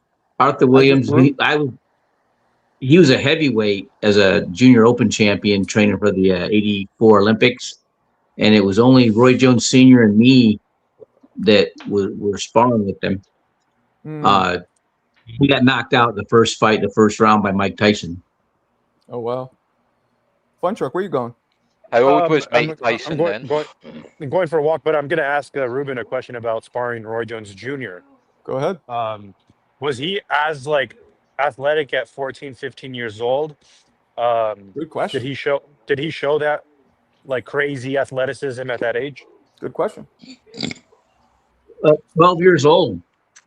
And Okay, I was at 12 years old, I couldn't keep up with him running. I was 19. Okay. I was in the Navy. I'd always max out the PRT. I was always I was the fastest at my command, and I couldn't keep up with him running. He was sparring with him in the beginning because we were about the same height. He was fighting at 98 pounds. I was fighting at 125, and it was like trying to catch greased lightning. He was just really fast, and I got good at it though. I ended up figuring out how to cut the ring off on him, and if I could do that with him, I could do it with anybody else. But then he kept getting bigger and hitting harder. I mean, he hit me so hard sometimes it feel like my jawbone was coming up through the top of my head. What'd you fight at again? Welter? Featherweight and lightweight. Oh wow! And how tall are you? I'm 5'4.5", barefoot. Oh, okay. Barefoot. Wait, so I just asked that question. So he said at 12 years old he could tell that he was already that athletic, and I brought this up on the channel before. But right around 12 to 14 years old, if you start looking at the national champion amateur boxers and who's winning consecutively, you are going to find out who is the next Shakur Stevenson, Teofimo Lopez. Like right now, my boy, he's fighting at the national tournament in Lubbock, Texas. There's a big amateur tournament there, and if you just go to the weight classes, from like 34 to 75, anywhere to between 14 and 16 years old, you're going to find out the next superstars. So kind of proving my point, Ruben. I went to a show here. Rocky Juarez had a tournament every year. There was like 54 bouts in one day. And it was a blast though. Wow. It was there was promote professional managers, boxing managers there, prospecting these kids, right? I mean, Lubbock. Go ahead. You're in Lubbock, Texas? No, she is. He said that his friend was in Lubbock, right? My 10-year-old 4-time national champion, and what's it called? Damn it, I had it on the tip of my tongue. I'll bring it up if I remember. Pause, man. You know how these kids are gonna tell you pause. You had it at the tip of your tongue. Yeah, I'm in the Cypress area of Houston now, and there's boxing in Texas. There's more boxing gyms per capita in Texas than anywhere else in the country. Oh, I know. I was gonna say Marco. Well, okay. The rise in popularity in the amateurs and how competitive is on the uptick. Like it's trending upwards. That's a good thing. And I think it's because of the Jake Paul back in like 2018, 2019, when he started that like internet celebrity fighting stuff, and I got all of these like side YouTubers and streamers doing it, and I got a lot of young kids going into the boxing gym. I'm not even lying. Like you can tell at the tournaments there's an uptick. I've been in it for some while now, so I just want to share that. It's very true what Fun Chuck is saying. There's an uptick in the amateurs. And a big uptick with women's boxing too. A lot of girls are into it. Yeah, I mean, I'm talking to people. I mean, they don't know nothing about boxing, but they want to do the production side. They want to have shows. They want to be production, distribution, and they always want the women, right? And when I was working with Mo Smith, so Mo Smith used to be Archie Moore's promoter and partner when Archie Moore was world champion. He was on the Michael Moore training team. Working with them in what capacity? Well, I was part of the promotion. So my job was trying to get sponsors and try to get TV for them. In Coeur d'Alene is way in the boondocks. I mean, all they had back then was like dial-up internet. And so, I was trying to get enough sponsors to cover the cost of getting a TV truck up there so they could broadcast. Because Mo would bring in former world champions and top-ranked contenders to fight the local fighters these Native Americans that he was training, and they'd give them a fit. They would these young guys would, they put out, and they could take a punch, and they don't get marks on their face. They can take the licks, right? Yeah, but it was the what I've learned since then, is I've learned that the fighters, you can't go to like a pro fight and sit next to somebody who doesn't know somebody getting up in the ring, either one of the fighters, somebody working the corner, or the promoter themselves. Mm-hmm. I mean, boxing is grassroots for sure, promoting, right? And I was just on a call because I work a lot. I network a lot with the Native American tribes, and I was just on the guy that started the Martial Arts Hall of Fame here in Houston. Mm-hmm. Is Native American, and there's a ton of top level martial artists that were Native Americans, and they're just and so I was like reaching out to him to help me get connected with more tribes, because it's easier when you have a warm introduction, introducing you to the decision makers of these tribes, and then they'll they get to know you, they like you, they'll do business with you anyways. Right. So we have a show we're looking at doing in at the Lucky Eagle Casino complex in Eagle Pass, Texas, February or March, and we're doing that with Native American TV, which is affiliated with the Seminole tribe. And so I was on another call with somebody who's got a ex-Army Ranger, had a martial arts background, and he was talking to me about how, bringing that tribal pride to, to these events and create a following for the Native American fighters. I'm like, oh, that's a good idea. And so, yeah, that's what I've been doing all day. Okay, cool. Yeah. Cool. Did you see the press conference? Or probably not. With which fight? Tio and Shakur had a press conference in my hometown today. Mm-hmm. Ruben, if you're gonna, I've seen them at a couple different. They banter good together. I like Tio. He's a good self promoter. Yeah. And he's got, he's got a little more skill than most Mexicans are just going to come at you. They're just going to keep coming at you. He's not Mexican. And I'm sorry. Oh, that's racist. I mean, they just don't stop. I mean, you can hit them, you can crack them hard, and they just keep coming at you. And Tio's got a little, he knows how to have that technique. Let me say one thing, Ruben, real quick. Teofimo is from Honduras, his family, not Mexico. Right. That's my point. Yeah, it's no big deal, man. But he was Latino. Tomato. Oh, tomato. I'm not offended when somebody would say I'm Mexican or not. It's not an offense, bro. That's because you look Mexican. You know it. Because are nice, because it's not offensive. Yeah, I was 30 years old when I had my last fight, and I was in Castroville, California, and this old 90-year-old white guy named Tex West was the trainer, and he's training all these guys fighting. And they're all Mexican, and they come in and they smile and shake your hand and hug on you like they love you, but then you get in the ring and they try to take your head off. Oh yeah, no, I mean when I was living in Arizona, on the University of Arizona boxing team, and National Collegiate Boxing Association.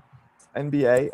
I was sparring all Mexicans in the gym there in Tucson, Arizona. Yeah, so you must have got your ass whooped. Nah, and like Chicano type gangbanging type dudes, but they were the coolest fucking dudes. Coolest fucking dudes. Way cooler than those fucking chip on their shoulder Puerto Ricans that I grew up with. Those dudes were cool. Now the Puerto Ricans. Now I had a guy, Roberto de Jesus. Now he was like, how old was he? He was like 20.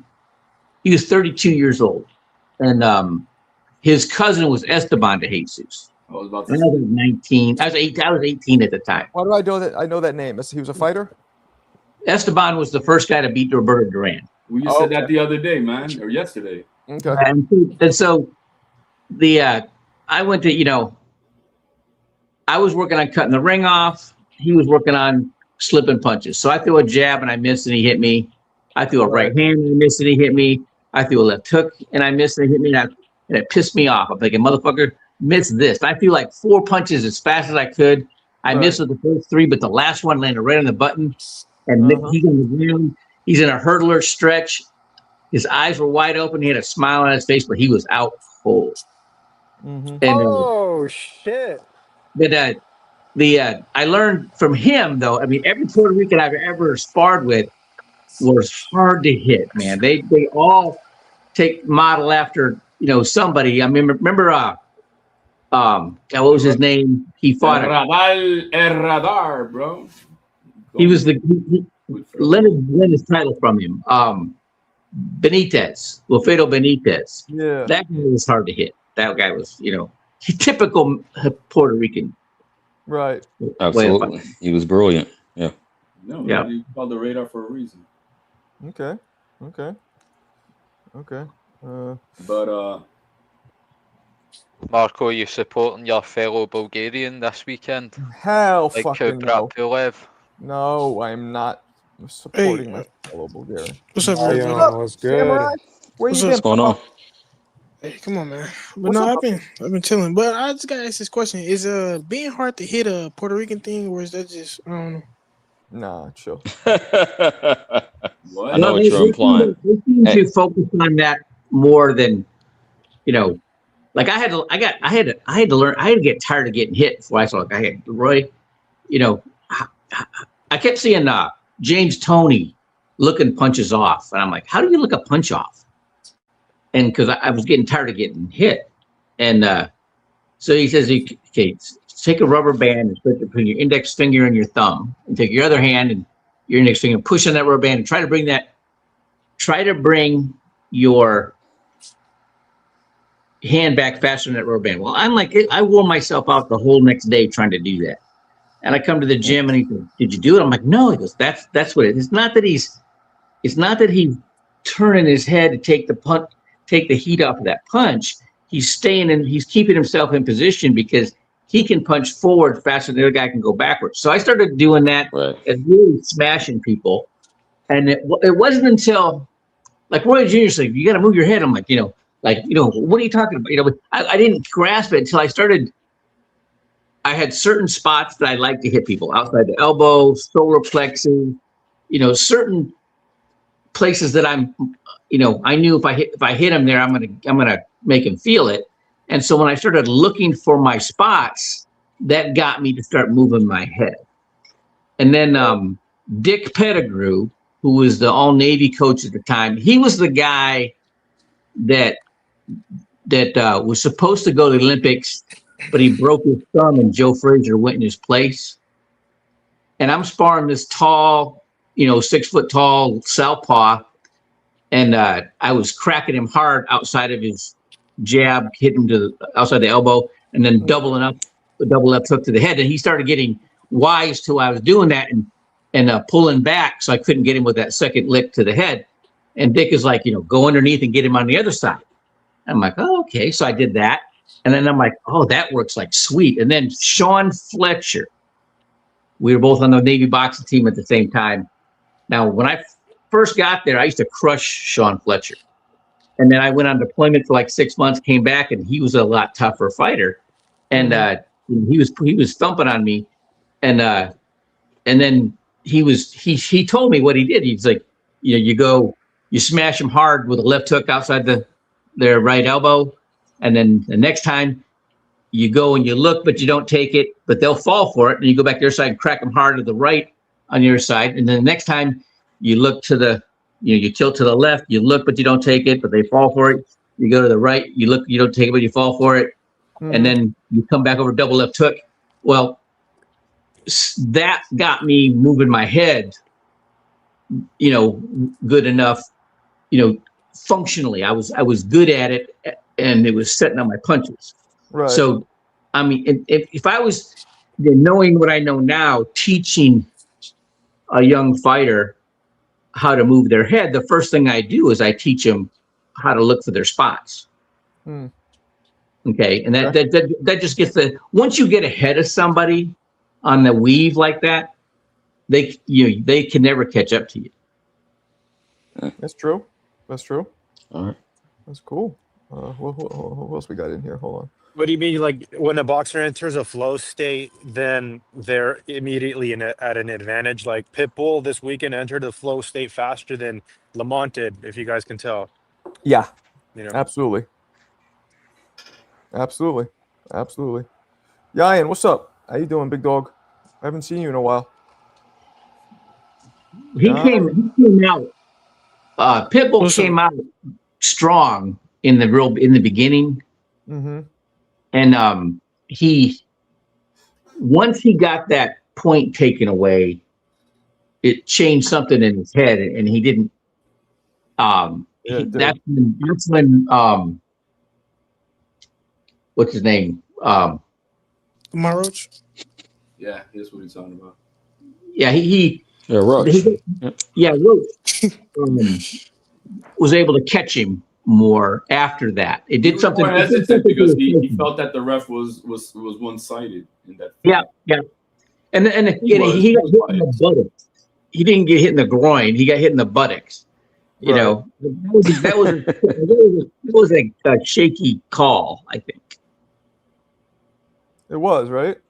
I mean, I think Marco agrees. In my opinion, I think he got warned like 6-7 times. So it's like no, he didn't get warned 6-7 times for that. No, he only got warned once. No, he did not, bro. Yeah, all right, bro. Once, Papa. No, he did not, man. I'm telling you. Both those guys need to move down. With the knockdown and the point taken away, it was a draw with that. I mean, when the referee that's was what most rational boxing fans said. It was a draw with no bitching about it. But we got listen. That's where I landed. The referee only gave one warning, but when he was separating the fighters, he was mentioning it to Pitbull, but that's not a warning. He's just letting him know there. I mean, I give you that. All right. I mean, but I agree with that. Okay, but if you, I can see them what I am saying. But that's what I'm saying. If you keep mentioning something, and then you finally get to, what I'm saying? He kept reminding you of it, so it's like the headbutt. That's what I'm saying. I think the headbutt should he was. He did a nasty headbutt. There was one headbutt that people did charged in. I remember that in that fight I saw on Sunday. I used to get warned all the time. Have my head down. I'm like, dude, what do you want me to do? Then there was one time the guy would push my head down. I actually picked him up off the ground with my neck. And next day I couldn't get my head off the pillow. I strained a muscle in my trap. But they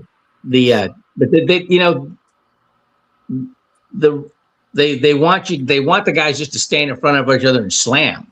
And if you're a little guy and you're going low, the referees don't like it. They not for anybody, not the Tank, Cruz, any short fighter who's taking advantage of his being short.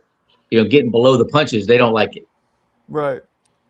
Pitbull's the best at tucking his chin. See him and Sergey Derevianchenko, they're the two best boxers at keeping their chins tucked. I agree. It's also the way Derevianchenko and who? Pitbull. I'm sorry, I didn't quite get that. Oh, okay. They'll never be knocked out. I know Derevianchenko got dropped once off a Munguia, but it was like a flash knockdown, but those two keep their chin tucked really well, and their guard's always by the side of their chin at all times. Like they guys, it's not because like they've got mega durable chins. I think they just keep their chin away from people, man. Well, when he was getting checked hooked by Lamont Roach the entire fight. There was a couple times he got stumbled into the ropes. Nah, I know, but it's like he didn't get dropped or knocked. You know what I mean? Is Blind Yeah, on the whole, I feel you.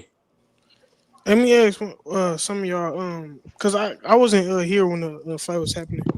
So like, what did y'all think of that fight? Did y'all think the draw was warranted, or was like y'all think? I mean, it was a fair draw. I thought it was a fair draw. I don't have no. I'll say this. That's what I said. Yeah. In here, I'll break it down. The CompuBox fight stat or punch stats show that the fight was closer than I think it was. I think that Pitbull landed the more cleaner shots where it snapped Lamont's head back, and he did the more damaging punches, and that point deduction was uncalled for. But if you look at the fight objectively, Pitbull is the one that knocked Lamont Roach down. And if you just kind of take a step back, usually when you get a knockdown in a close fight, you get the win. So I think that the draw is okay, but I think Pitbull should have won. That's what this is what I said that day. That if you put a gun to my head, right? If you put a gun, you got to choose a fucking winner. At that point, I'm gonna say, yeah, I'm gonna give it to Pitbull. But a draw to me, I'm okay with. I'm okay. But yeah, I agree with that too. Cause I said that on Fight Night. I was like, I scored the draw. There's no robbery in this fight. I didn't put it that way. Exactly. I didn't see I wouldn't have been mad if either than one though. Close fight can't be a robbery. It's a robbery if it's clear, but there was like it was not clear. Like what do you guys think separated themselves? What do you guys think about Pacheco versus this Sajo guy this weekend? You know, I have two tickets for that. I have 2 tickets. Oh, you going? Nice. I don't know if I'm gonna go, but I have 2 tickets. I've watched Sajo. I wish I could, but shout out to you, man. Have fun if you do go. Are you free Saturday, CJ? No. I got no. Okay. Hey, Blind Faith, you still on the channel, or you fell asleep? Hey, Marco, how many you know how you mentioned how you were talking about what Chucky said was going to be a big fight in May. Yeah. So Tio after the press conference, he's talking to the reporters, and he's hinting that all roads lead to him versus Haney in May. Haney? Ooh. That is the biggest fight that could probably be made. Holy shit. If Shakur win, do he get the same thing? Mate, Tio and Shakur focus on each other. Let's not start. I missed that. And you know how Turkey in the press conference announced that there's going to be a big fight in May 2026 and something for 27. Tio after the press conference talking to the reporters. I'm just watching it, and he's saying that all roads lead to him versus Haney. Tio needs to watch what's in front of him. Whoever wins this fight is a good matchup for Haney. I think that's going to be an incredible fight. I just don't know that Shakur's going to go up to 147. Yeah, back. I got no problem with no back. Teal taking that. I think Haney's too. I think he's not going to win, so it don't matter what he wants to take. No, my point is that there's no duck talk over here. I think Haney's fair enough. Too big for them, man. Yeah, I think he is too. Especially at 147. At 147, he's far too big. Yeah, you're right, Yayan. Usually, Turkey's like matchmaking shit that he does, it never lines up. But if this will be like some of the best years of boxing we'll ever see. Turkey did mention that 26 is going to be a big year, so I'm excited for that as well. Which means that the Canelo Crawford for like the expected rematch for me is not happening. Nobody wants to see that, dude. I don't want to see that. That's not happening. It's unnecessary. Anybody that's going to create enough draw for Crawford to make as much money as Canelo did fighting him. I mean, the only one that brings the audience is Canelo. I agree with that. Absolutely. But I just don't think, gonna miss out on a big as a fan, that shit, though. He's gonna miss as a out fan, on I think it'll be even more definitive than it was last time. So still, I actually think he'd beat him because Canelo's first. gonna make more money in his next fight than Crawford is. Because of this listen, shit. I think maybe, Canelo, but you say that, CJ and Yayan, but look, the thing is that Canelo has a lot of mistakes that he can improve on in that fight. I think he can clean it a lot up. I don't know if Crawford would press more. I think there was a point where Crawford was punching him just enough to get him off, but never really like overreaching or overstepping that wrist boundary. Mm-hmm. I think. Well, he didn't need to because he was outboxing him. But I don't think at this age, as long as he's been fighting, that Canelo can make those little adjustments. I don't see it. I agree with that. I don't see the ring IQ. I think the adjustment he used to be very dynamic, but then like somebody made the point the other night, he slowed up to counter, just really slugging one punch out instead of the combination. Doing So everything hard. I mean, but he can't. Exactly. He can change the pressing part and be more output minded. That he could do. At this age, I don't see the output increasing. That's not changing strategy. That's just, hey, I got to put more fucking effort in what I'm doing.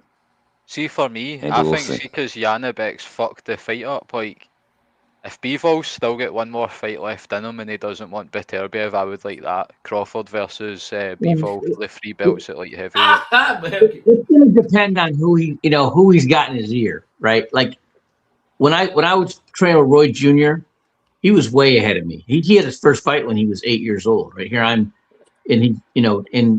I would like Roy Sr. would tell me, okay, get your right hand in front of you, all right, and then Roy would like start giving me angles. And then he's like, okay, mirror him, okay, and then they started feinting on me. I started feinting on him back, and then setting him up with a check hook, the pull counter, and so I had Roy Sr. in my ear all the time, guiding me in the steps I needed to do to counter what Roy was doing to me.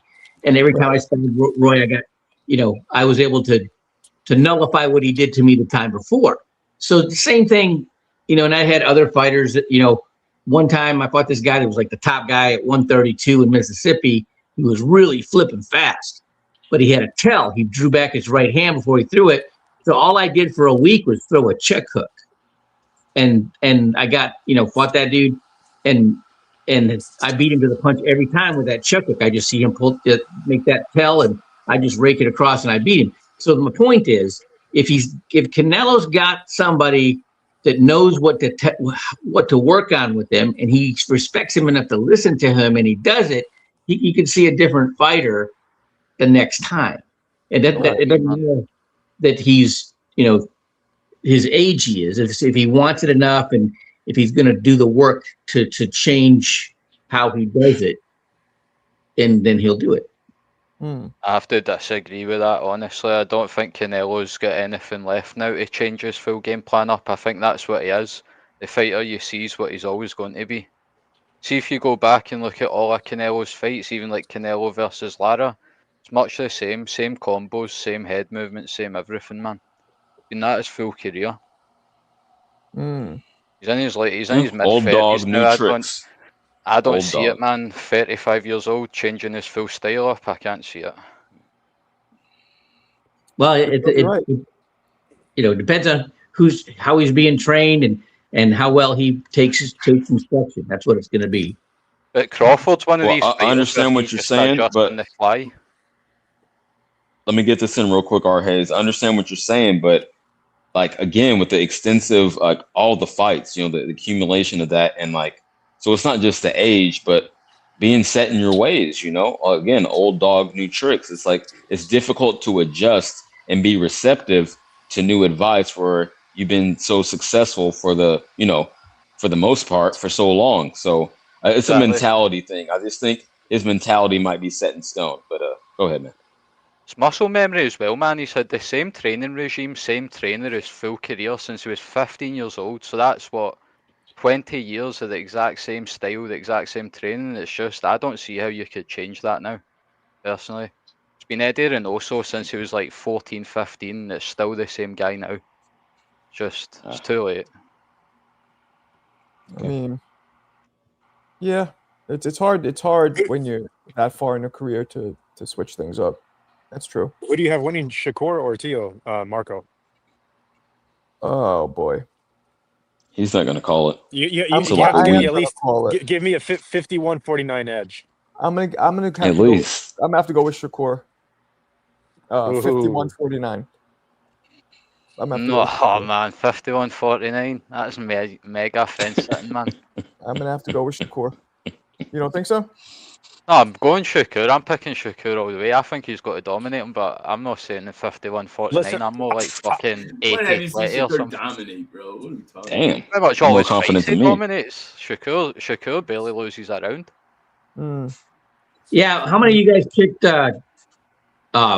Tio versus Lomachenko? They're all gonna say, "Oh, we had Tio." They're gonna say that now because they ain't gonna look stupid saying they did. And that was a great No, I performance. wasn't on YouTube Teofimo. then. I didn't make a prediction. And what I remember from that Lomachenko and Tio fight is I vividly remember that 12th round. Tio put it on Lomachenko when he needed to solidify that was a win. 7-5 fight. That like, was Tio the highest Yeah. output of the entire fight. The highest output of the entire fight and landed shots was that 12th round by Tio. He was biting down on his mouth. He's like, I haven't watched the fight in years, but I remember the fucking 12th round. I said, if Tio wins this round, he wins the fight. And that dude just bit down and fucking went at Loma. And I'll give him respect for that. I got the benefit of watching that fight. I with respect it. All right. And go back and watch that 12th round, anybody on this panel, and they'll see that like that dude wanted to win. And that's why I bring up the point that both of these fighters, their will to win is so strong, and then they're in the prime of their careers. This is a fucking excellent fight. Well, if there's going to be any technique that can be figured out, that Tio will figure it out. Right? He'll implement it, and he's the same size, so that's where I can see that actually being true. I feel like if anybody's making adjustments better, it'd be Shakur, in my opinion. At what? That's At what? yeah. At That's how I feel. Because there ain't no offense that he got to do shit. He don't know how. He got Yeah, because You act like he never throws a punch. It's bro, highly he got exaggerated. no offense, bro. That kid has no offensive anything compared to Tio. CJ, the thing is that he's No, like, you know, I would agree with he's that. at like a 45-degree shoulder roll angle all the time. He's not really pressing the fight. You know, I haven't seen Shakur sort of be the, you know, really aggressive. The aggressive? fighter. No, that's not what he Since the does. hearing Oh, fight, I agree with all that. Fight, we have not seen Shakur press anybody. But what's more effective? Again, you know that's not my favorite style. My favorite of all time is Tyson. Everyone knows that. Even when he what's had more Padley effective? even when he had Padley against the rope, like he was still picking those shots off. Like he wasn't really torquing into any of those hooks or uppercuts. It was just like pop shot till that dude, you know, gave up. True. You know, if everybody, I started saying everybody's circulating their, you know, their little 30-second recorded sparring between Tio and Shakur. There's nothing in that. You can't get nothing out of it, but one thing is that Tio's reaction and speed is faster. Come on, HLD. Yeah, They're like I don't know 14 about years that. old at the time, man. Yeah, I don't agree with that in the present day. No, they were 17 and they're the same age. Yeah, exactly. Yeah, but eye test tells you different. Tio showed that he's faster and his reaction is quicker. 10 years ago. It does. Yeah, at this stage, eye test tells me different. That's why Tio's telling I don't know. Shakur, 10 years doesn't matter. You were better when you were younger than when you are today. I don't know about that. Pretty sure experience. And again, listen to the point I'm saying, because Both if of them your have mind gained a doesn't lot of work very experience. right and you want to conflate other shit, I'm saying specifically on speed and reaction. I'm not saying No, anything I'm about addressing your whooping. point directly. I'm not saying I anything because understand if that. your brain is the size of a grape, you're gonna say that I'm Don't do fucking that. saying all this other whooping ass shit. I'm not saying that. I'm just saying that you saw. Don't do that to an engineer. Don't do that to bro, an engineer. I'm saying that to whoever is thinking that.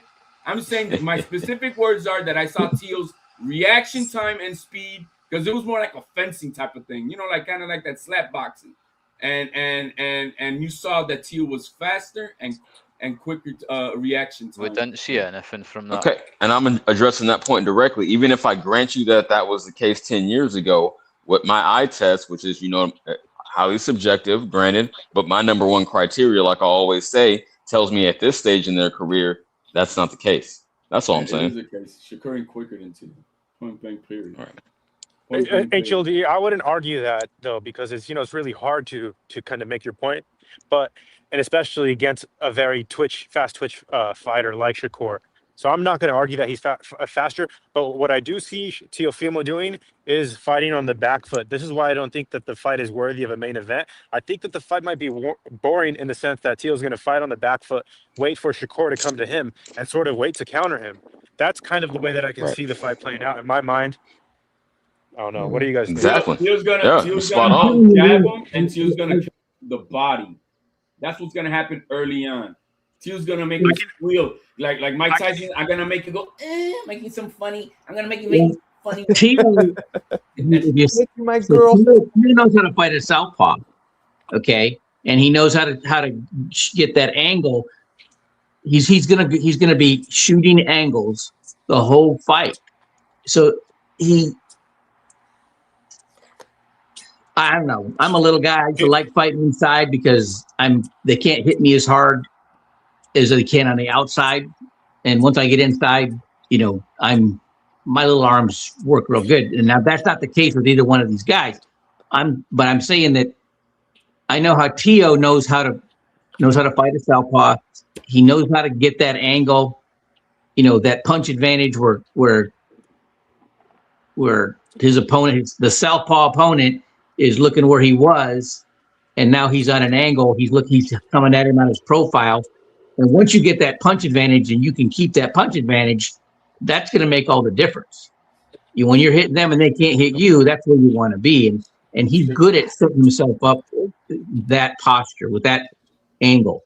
Shakur only has one style of fighting, which is that's all you got to study on him. He only got one style of fighting. Now preparing for Tio, you don't know what fucking dude is showing up. You don't know what style he's gonna fight that night. Yep. And so there's not one Tio that you got to study for. You don't know what this dude is gonna come in with.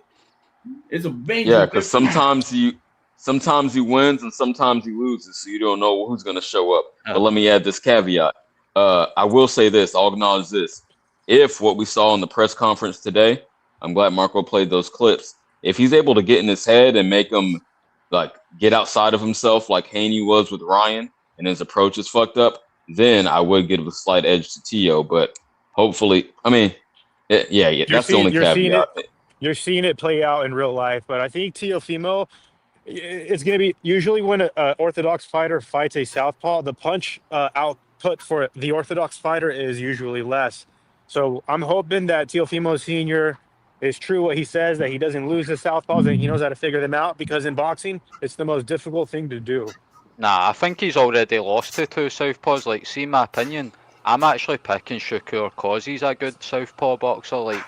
Sandor Martin 100% beat Teofimo for me, so did Jermaine Ortiz. No, he didn't. Yeah, I don't care. One of those knockdowns was definitely a knockdown. It didn't get called. They dropped him twice, exactly. Only got one counted. Jermaine Ortiz, an orthodox boxer, and literally boxed the full fight. Ran around like a bitch all day. Ran around like a bitch. But how many punches did Tio actually land? That's on him. He landed the more, just like Punchuk was saying earlier. He landed the harder, more effective punches. So did Tio that night. Nah. And he was the aggressor. Bro, that guy was running around in circle. We already know your bias ass. Ain't biased, bro. You're biased for the other side. Let's go, Bando. I could say the same damn thing. No. I ain't even you ain't even heard my opinion. You haven't even heard my opinion. Because how you gonna call my opinion biased and I can say you biased? It's projection. It's pure projection. Just like your boy Doug Tio that you got in that picture, bro. Hey, HLD. How was your Crawford prediction certified Philly Duck? How your Canelo prediction holding up, HLD? Good enough. How your Canelo prediction holding Good up? enough. Hell no. Good enough for me. All that I would have had another rack if you had the balls to put it up. You don't have the balls to put your money now, like I told you. Oh, come on, champ. You're wolfing. All right. You're wolfing. They banned up who you're picking. Your man is still fighting bums, bro. You're looking at your man over here, the guy in the picture fighting bums. Let Band up speak, man. Hey, is he gonna fight you next? Because that's about all he fights is a bunch of bums. Look. Yo, short bitch ass. God damn, Band up. Welcome to the panel. Hold on, let Band up speak. Are you fighting Boots next? Salute everybody. Salute Marco. Salute everybody on the panel. You know what I mean? The couple faces I haven't seen before. Salute your boy Band up. Anyways, as far as this Tio stuff and Shakur, it's just even if we go with what everybody's saying in this one style that Shakur got and Tio can do all this and do all that, okay, let that be the case, right? Tio has to, the thing that we don't really, you gotta understand, Shakur can do what he wants and keep doing that. Tio has to have, it's more of an uphill battle for Tio to beat than what Shakur is to beat. Shakur is gonna, if he needs to play defense and just sit there and shoot and play defense, he can do that. He can just sit and shoot. Watch. Okay. And if he comes to fight and presses the fight, then he can do that as well. But he ain't gonna how press well those is fight Tio? versus bro. He's never gonna press that fight. Like He's dreaming. it's more than Tio has to have win it. There's more ways for Tio to have to win this than it is for Shakur. Shakur can just do what the hell he wants to do, really. Well, and it's he only about can Tio's output sit- if he can beat that. He can only I think sit it's more there uphill and battle run. for One Tio of the than it is two. for. You said what? He's only gonna sit there or run. Oh, That's see, all he's gonna do. that's too lopsided. There's boxing in between that. It's not one of the Or other. Hippie's got what you call defense. That's all, because jumping back is not. That's not defense. That's Anyways, just plain but like I tag. said, it's more of an uphill battle for Tio to figure out Shakur than it is for No, Shakur it to figure ain't. out Tio. There's only one dimension Even with of all that, Shakur. everybody's been saying. There's only one dimension And to when Shakur. and to cook your dumbass on this. Hey, watch this. This is how you cook a clown. Watch this roast. You're a clown. You're the Hey, guy bro, with fucking boots and the certified Philly watch. duck. I got you, gang. I got you. You saying Bud should fight the nigga that's in my picture, right? Who? You said something about Bud fighting the dude that's in my picture, No, right? I said your man Doug Tio in the picture. So is he gonna fight you next? Because that dude ain't fighting nobody. Wait, No who way, Doug was Tio? but You said Bud Doug Tio? Tio. Bro, the guy in the picture, is that Bud or is that Philly Duck Soup special, bro? In That's your Boots picture. next to me in the blue. Exactly. You That's talking my about- point. Duck Tio That's is my point. crazy. This nigga said Boots. Oh my. Okay. I thought you were telling Bud to fight. This nigga's Yeah, crazy. you got nothing to No, say. because you say he fights a whole bunch of bums. No, He has fought a I whole thought you bunch were of saying that bums. Bud should fight Boots. 'Cause I was Philly Duck Soup special has Oh not my God. fucking fought Canelo's a bum? anybody, bro. He's been fighting a whole bunch of Philly cheesesteaks, bro. That's all Boots he's been would fighting. flatten Tio, man. That's must not what be he said real. before the fight. You didn't say Canelo was a bum before that. Oh, answer that. Address that directly. HLD, I got a question. Who's better, Sanho Martin or Karen Kukodanich? Who? I would say Marco, Sandor Martin technically just He because said Sandor or Karen. Mikey Garcia win for me No, personally. I think Sandor Martin is. Truly. You think Sanho Martin is better than Karen? Absolutely. That's the reason why Devin Pure Haney cap. ducked. That's the reason Pure why cap. Devin Haney ducked him and Pure dropped the belt. This nigga, this only nigga that On There's a based reason off why it, Devin Haney dropped the wait, belt. He didn't want to only face nigga it. that lasted 24 rounds with Boots is better than the nigga that got beat by T.O. but actually dropped T.O. twice. That's amazing.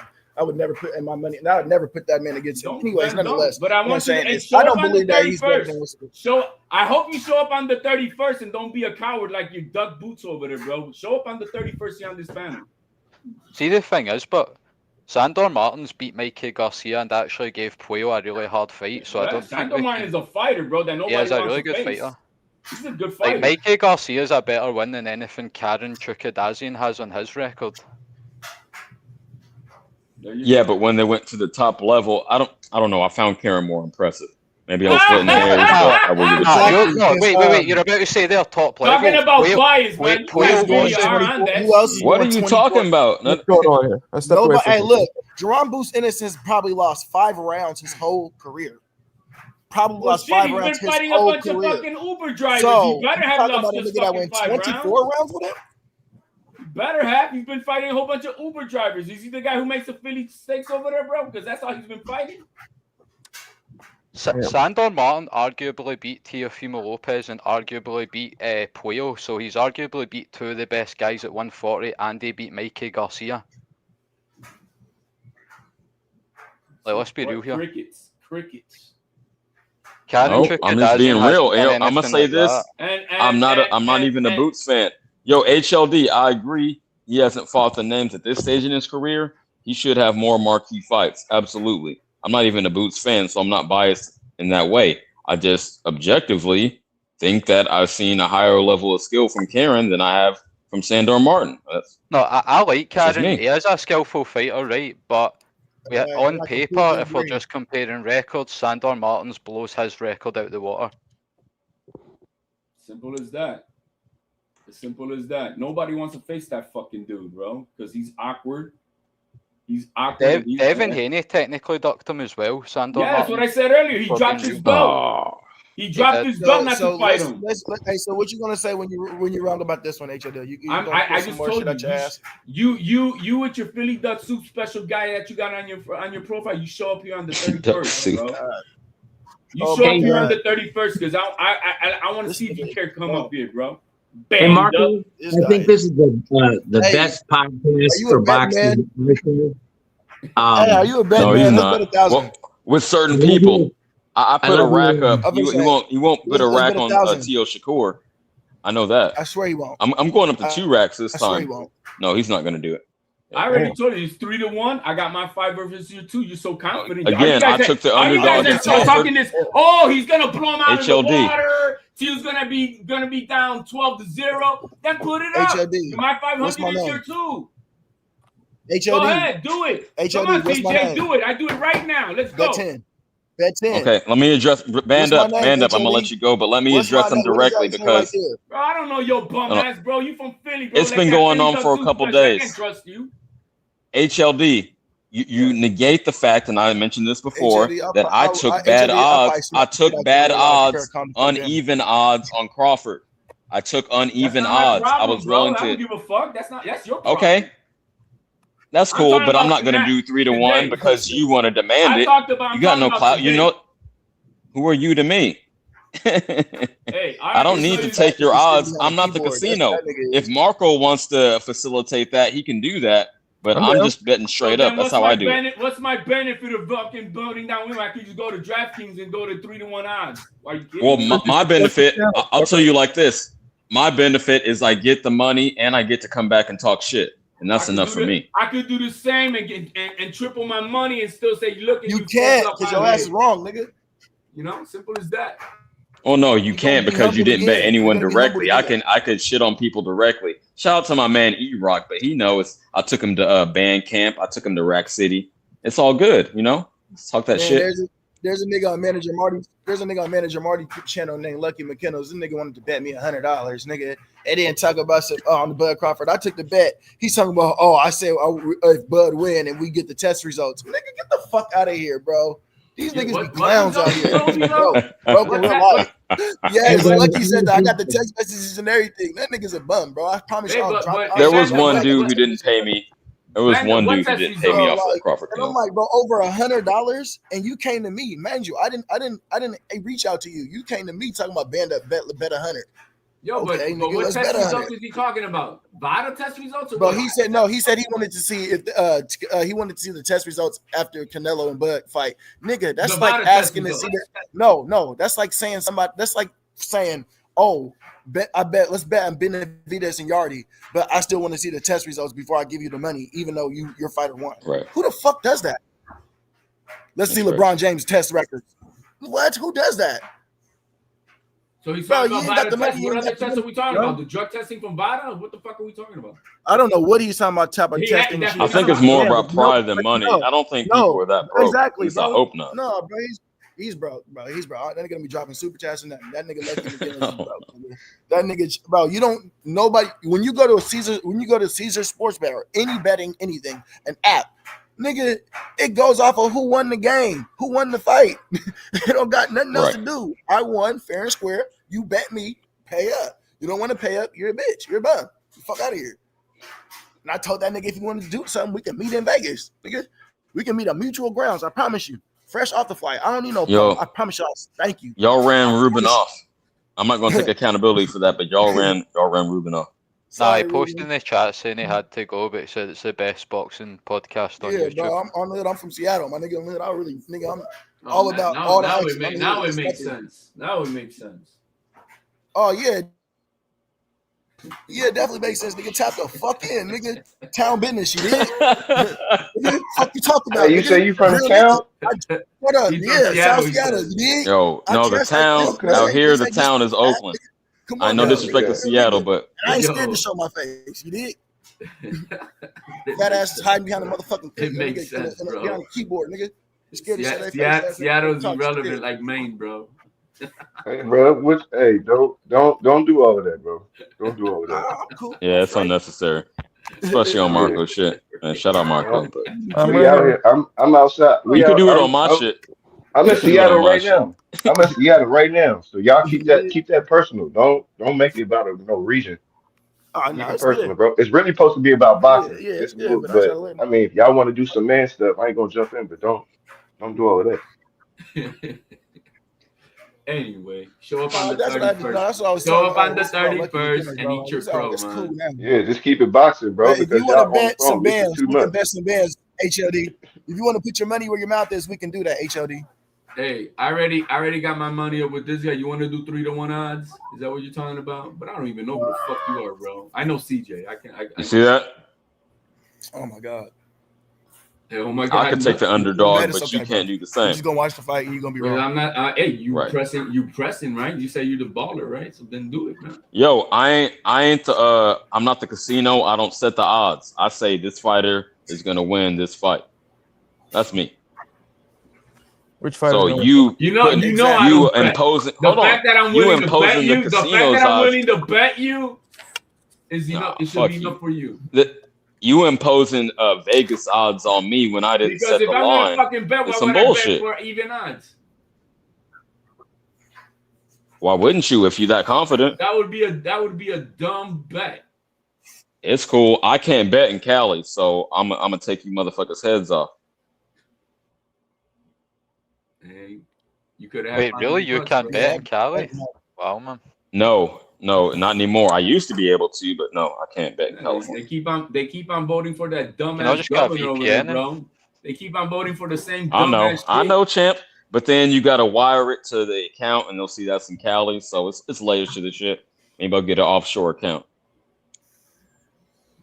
Could you do it through PayPal with a VPN? I don't know. Interesting. I'm just saying. I bet with I use PayPal to bet, so you Right? definitely You can't can, bet right? with PayPal. Yep, I use PayPal to bet. PayPal. Yeah, with but a- would they still be able to trace my shit? Like, it's just Well, layers you of would security. put your money directly funded to PayPal, not from a credit card. You put directly money into transfer your money from Right. your bank or your But credit couldn't card. they say this PayPal account is based out of fucking California? No, I That's don't what I'm think they saying. can. I had this shit for I don't 30 know. years almost. I used to do Bet with eBay crypto. way back in the day. Yeah. Can bet with stupid, bro. cryptocurrency. That's not traceable. They're I don't know, okay champ. with I being might the test it out. fucking the drug state of America and shit, but they're not okay with betting. Yeah, what the fuck? I know. Hey man, say man. What the fuck? You know what I mean? They're supplying No, I feel you. they're supplying needles and shit for all these crackheads and shit, but then they can't say betting is that's the problem. Americans get got into weird some like, shit. age rules. Like I'm pretty sure it's not in America where like you can join the army at like 17 or something, but you can't drink till 21 in some states and shit. Yeah, you could join the army That's a fact. at 18 and Is it 18? Yeah, But you can't Well, drink till 21. 17 with parental, no, you could do it. Because my homie's been through this. You know what I mean? When the Iraq shit was popping off right after 9/11. You can do it at 17 with the parent, signing for it. Yeah. Yeah, but you can't drink a beer till 21. Like, that's fucking crazy. That's a fact. That is Aye. a fact in California. Oh yeah. Well, at least it was. You in my could day. you could buy Marco, fun a trucks legal wouldn't let in. firearm at 18, but you can't drink. Yeah, that's Marco Fun Trucks try to jump in the panel. Oh, okay, I got you, Fun Truck. Hey, My bad. Sarah TATV, let me know what site you use because you get paid out. Send it to a prepaid debit card, okay? I mean, I spin out the game. I'll say this, CJ and HLD. I wouldn't bet if I were HLD because I would go to the casino and take the 3-1 odds. So Thank I'm you. I favoring get that. the HLD. Thank you. That's what I'm saying. But If you want again, bragging rights, I bet CJ, on Crawford. I could have got more money on Crawford at a Yeah. casino, right? Let me go to Reno. That's 2 hours away. Go to Reno. I think the cash odds out. were a little bit closer, but No, that's true. Definitely. I still took the underdog straight up, right? yeah, So I took the loss. shout out to you. Appreciate it. But you have bragging rights. I mean, you can come on the panel, still talk shit. You don't. Yeah, I can money always doesn't need to talk be on shit the line. forever. Is that we're gonna have whoever wins this fight? Either side is gonna brag on because both sides are talking shit, and one side is talking a little bit more shit. Thing is gonna be a fucking wash and shit. Like Teal's not the best competition ever in the fucking history of fucking Shakur Stevenson. It's not. Damn, it's isn't not gonna Shakur be like 27? I'm surprised he can't talk better than he does. He's the same age as Teal. Well, They're exactly CJ, the same age. That shit I'll ain't. tell you. I'll tell you. Yeah, I Why. know It's that. just because they've What? been little robots since they've been 8 years old. I mean, they don't have any personality outside of boxing. A lot of them. That's why they can't pull. Like they pulled some random Miami 805s or 305s or whatever because they don't have personalities to. 304s, 304s. My bad. 304. I help you out, man. I help you out. But like they don't have personalities to be normal, man. They've just been little robots to been groomed to smash heads. Like Yeah. it's just you go to They get amateur homeschooled, and then they're and not, you know. I'm telling you this because I'm like I said, I'm going to these tournaments and they're all robots. They all wear sweats and wear the same slippers and they fucking, they're groomed to be fighting machines. No personality. So when That reminds me of wrestling tournaments. That reminds me when of a fighter wrestling. does come with a personality, with a good technical boxing background, then they become a superstar because they have the mouthpiece, i.e. Conor McGregor or I i.e. don't. That's Muhammad Ali. That's why Muhammad Ali. what I do with my son. Absolutely. He's honor roll student. That's the goal. This shit, the whole baseball and whatever other wrestling activity. And it's boxing, amateur boxing, going through the ranks is different than any other sports because you're babying your 12-year-old fighter. You'll give him anything they want so they can perform at their absolute best. So these fighters are very manipulative at the age of 10 years old because they know that they'll get whatever they want because their dads are living the dream through the child. So it's just kind of this like thing where you see a lot of kids don't have personalities and they grow up to be bullies because they've been able to manipulate their parents and coaches and etc. Because fighting is so much different than any other sport. Like when you're a coach and you have a fighter, you parade your fighter around town, you're proud of your fighter, and it's like dogfighting shit, In a sense, I see what you're saying. That's a great insight. It does happen. It does happen. What he's saying exactly happens to a lot of dudes out there that they do that. Look, when it comes to any when we're coming into a new season of a sport, whether it's baseball or wrestling, I just tell you, yo, man, what you want to do, man? My only criteria is if he accepts that he wants to keep on doing whatever it is to join, he's got to follow through. It's not like I want to bail on it halfway. No, you made a commitment to a team, you got to complete it. I was just going to say, they'll see the perfect example of a fighter who's been forced into boxing and they don't really love it is Daniel Dubois. Just because, like, his dad's basically made, like, all his children be boxers. Like, even Daniel Dubois' younger sister's a professional. I think, like, all of his brothers have been amateur boxers as well. Caroline Dubois. But I just feel like you can tell Daniel Dubois doesn't, like, truly want to be a boxer. See the way he just gives up in fights. Caroline. It's a different story. No, 100%. See, Caroline wanted to do it, and she wants to, and her father didn't want to, and so she's broken off from her family. Unfortunately, I want to respond to that. Unless you know them personally, I think that's just a wild statement. Yeah, it's like you psychologically analyzing people based on. Right? No, I've been on panels with Caroline Dubois. She's the one who told us the story. She doesn't have a relationship with her brother or her father because of this shit, because they didn't want her to box. Bro, regardless, that dude stepped in the ring and knocked Anthony Joshua out. How the fuck you can tell me he doesn't want to box, bro? What the fuck? That's Same thing like Jared Anderson. Jared Anderson is in boxing, but he doesn't want to fight. He's doing it just for another cause. It's not the same thing. Unless you're their best friend and you're fucking getting you ain't doing it from them, then don't bring it up because like you don't know what they're going through psychologically. You're talking about Anthony. You're talking about the brother. This guy's Daniel Dubois. He doesn't want to be a fighter. Fuck it, the guy's a world champion. I wouldn't know that side of the story for that. I wouldn't really say it was. But I do know the side of Caroline Dubois because she's told it to us personally. That's exactly what happened. Exactly. Unless you get it from him, though, bro. Hold on. So Caroline Dubois said what about her brother exactly? That her and her brother and her father and that side of the family are broken off.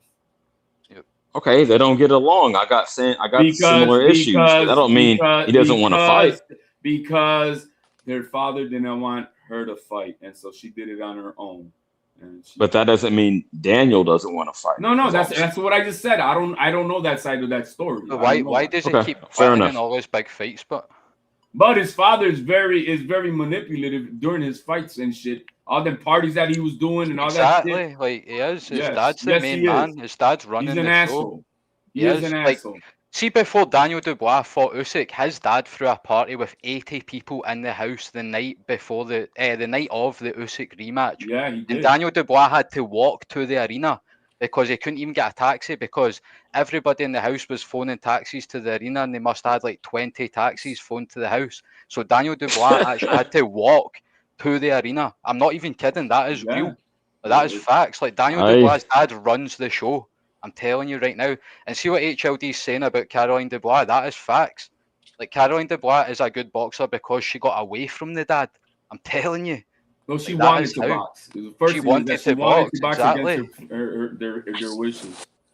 Hey, she. By the way, she just got signed by Jake Paul and Nakisa at MVP day before yesterday. So she's no longer with Eddie Hearn. She's now with MVP, and she's fighting on the undercard of the Jake Paul fight. Good for her. Beautiful young woman too. No, I'm aware of that. Yeah, I was talking about it. And the incentive for Daniel Dubois. I wouldn't say that, but I would. She's a beautiful bro. Compared to that Clorox bottle at heavyweight, yeah, I'll take her. HLD like the sisters. I see you talking about. Hey, I'm about to say, CJ, you picked that up? You picked that up? Hey, man. Hey. Sexy is sexy, bro. Come on now. Hey, you know, darker the berry. I respect it. It don't matter, bro. Bro, come on, man. Sexy is sexy, and you know that. Shout out HLD, bro. Breaking bread. Breaking bread, bro. Shit. Probably hit more sisters than both these brothers on the channel, man. Hell nah. You know my current. You know my current is darker So than HLD, you. you got a little Shakur? That's what you saying? You got a little Shakur? You got a little. Well, I mean, Shakur got a little of me, and he's half Puerto Rican, so. No, I'm saying you got a little blended baby. You like the little, you like the Nefertiti, right? Or you got Hey, I like sexy, man. It don't matter. I feel it. I like sexy, man. And so I think when she speaks, she's Bro, you're gonna have to start going for some brothers then, bro. They're gonna be like, bro, you over there with the man, you ain't never going again. You always going to get brothers. See, your problem is that you think that I'm an on-code type of dude, and that's not who I am. I'm not an on-code motherfucker. I'm not one of those other flakes, bro. And I'm not like you guys for the most part. They like to be on-code. That's not me. That's not me. HLD, I do know you come up here with a lot of animosity. You be capping, bro. And then you be biased for some of your opinions, gang. I gotta come on because you cannot articulate anything to debunk me, bro. No, I can't. I know that. And shout out You're to the my last man. guy, bro. You don't even study the up. topic before you start talking. Fuck you. You said you came up you here. get mad?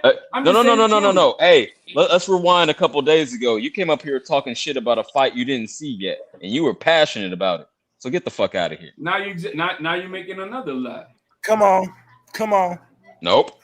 We're on the tape. Marco knows. Marco was here. You did not see that fight, the main event, Roach and Pitbull. And you were passionate. You were talking hella shit. And I was the first one to I say know, that but how can you be passionate? But I saw by respected channels and respected pundits in this fucking community. Oh, come on. Oh, so you came with Claymore's interpretation. And you said you just yo. Come on, I just cornered you, homie. Because you were talking shit. You said I talk shit about some shit I ain't researched, and I just pointed out how you just did that in the past week. You got to acknowledge that. But my acknowledgement was before that when I already said I didn't watch the fight, and what I'm giving my base of opinion is based on that. Go ahead. I said, bro, you come here with a lot of passion, bro, and you be capping, and you be biased with your shit, bro. And you capping, bro. You got Philly Good Soup special on your fucking profile, hey, you know what? You know what's crazy? You wasn't right about nothing you said about Butter Canelo. I'm gonna keep putting that on you. You wasn't right about a damn take. Rewind the tape and find what you was right about. What was I wrong about? The only thing I was wrong about is that I thought Canelo was gonna knock him out. Everything. And the only way Crawford was to win is to be able to nullify Canelo's power. To whip his ass. That's what he did. And he pissed him off. He didn't do shit for 5 rounds, crazy? bro. He did more of what I said. Crawford did not do shit for 5 rounds. HLD, you've been out here 100 times. They only showing how many he clips? did more of what I said he was going to bro. And because you cannot win an argument, you keep on bringing in some fucking third-party shit. I'm bringing up how you be capping. You cannot stay on top. Oh, third party like you did Claymore? A third party like that? Go ahead. Yeah, let's talk about some shit that you actually said on this platform, bro. Because I don't be up here all the time like you do, bro. I don't. You did. I respect my guy, Mark. I'll come up here. You know me. Say when we come up here more, I got him. But nonetheless, bro, the shit that you said, bro, I came up here 100 times. I came up here twice, and Crawford did more. What the hell I said he was gonna do compared to all your 100 takes. What the fuck did Crawford do in the first 5 rounds? Jack shit. He did the same thing he did with Madrimov. Nothing. Nothing. What Nothing. out of the first 5 rounds? What did Canelo win? Happened. Canelo probably won. He won the first 5 rounds because Crawford. He's been running with this narrative. Oh my god, he's been running with that. This guy's crazy. Yep. I personally had it 10. I've been hearing it for months. Oh my god, this What's guy's that? wild. You know what he saying did do? He I pissed had him it off. 10 to Crawford personally. He whipped his ass. He punched on him whipped any his way ass. he Now, wanted to. He could have switched on him if he wanted to. More convincingly. Yeah, in the Canelo rounds looking in the bad, second and now half. That I can Canelo is give in him. an arm brace. Can you believe it? Oh my god! Oh my god! That's my- from the- Crawford's the- punches. The dude that That's you from said it. was gonna knock him down and all that other shit you were saying, man, didn't do none of that. And he's sitting up there laid up, mad because he was listening to HLD's takes all day, thinking that he was the man. Bro, it was a sad night for him. Remember, he said he felt as great as he ever felt. Remember, he said that Bud was better than Mayweather. Remember, he said it was he gonna didn't be knock him out like he should have. So that's all too. because he was listening to I had HLD. Canelo winning by knockout only. That He is didn't do that, so that's the end of the argument. My argument is done. And look, and I'm There glad was you said that. 0% Hold on, chance of HLD, that. and I'm glad you said that. Do you realize Canelo punched Terrence Crawford cleanly with the same punch he knocked Jamal Charlo down, and Bud ate that shit like it wasn't nothing? That same overright, leaning against the ropes, pow, right on the head. He never Reese's caught Pieces. Crawford clean. He never caught Crawford clean. You got to stop. Yes, he that. did. Yes, he Reese's did. Pieces. Yes, he did. No, Even yes, I he will say that did. Crawford's defense isn't that. This is how isn't pathetic it is spectacular. that you He cannot caught talk him. about it. You're talking about a past fight already. Still, what is it? I'm December talking about 10th. Duck and December dodge. 10th. In my opinion, Believe. any version You of got better Canelo defense than could have been Canelo. in there and- See, even like the 154 version of Canelo or the 160 version, I think Crawford would whoop any version just because it's a bad style. Like, if I'm being honest, it's just not a good style for Canelo. Like, Exactly. if that, I mean, it's if simple that as that. version of That's why. Crawford on the night fought like a prime Canelo, I still think Crawford's got to beat Canelo just because I honestly don't think Canelo's changed much over the years. He's just slowed down a bit, but the style's always been the same, and I think that's the problem. See, and you can't accuse him. Hold on, HLD, because I know you like that narrative, and I know you like to project that narrative onto us. But this is a dude from the UK. It's a dude from the UK. And Okay, so you can't project that. We agreed on that the other day that Canelo has fucking slowed down. No. But when Band Up pulled up, before he even says shit, you were already accusing him of tribalism. So I wanted to address that. It's a dude from the UK. Bro, my man R. Hayes and you two tribalize is very different. You can still be on the same side of the right argument, but you have a tribalism. As simple as that. I don't care. I if don't. people pick Canelo Again, you project personally, that like- onto me. Look, I picked Canelo to dominate Charlo, and he did. So you can't say that. Like, Wow. I can't pick anyway. That's a hard prediction. Anyway. That was a hard prediction. No, but for real, I'm not just gonna blindly pick the fighter that you think is on my side. No, I'm objective about this shit. Otherwise, I would never step up here and have my own shit, my own channel. So come on, champ. I gotta be honest. That means shit that you got your own channel, bro. For anybody to No. leave for But that I fact. would like my my sense of Hey, I integrity can just go on right now. wouldn't to the allow studio. me. Hey guys, I got a channel, so I'm now No. legit. Let me dial it down.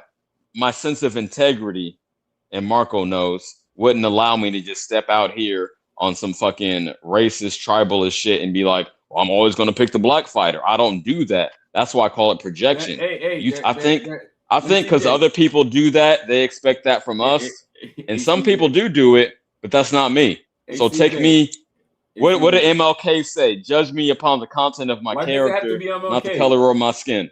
Why The does it have to be content of my MLK? character. I don't do that. Look, can I just say that's Why couldn't it be John F. Kennedy That's a words, great bro? quote. That's a great That's quote. as well, Why like- couldn't it Because be he John didn't F. say Kennedy it. words? I wish Hey, he you're said not it. He didn't biased? say it though. Hey, CJ Rich, if you're not biased, why you got a black man on your profile and not a No. Mexican or a white guy, bro?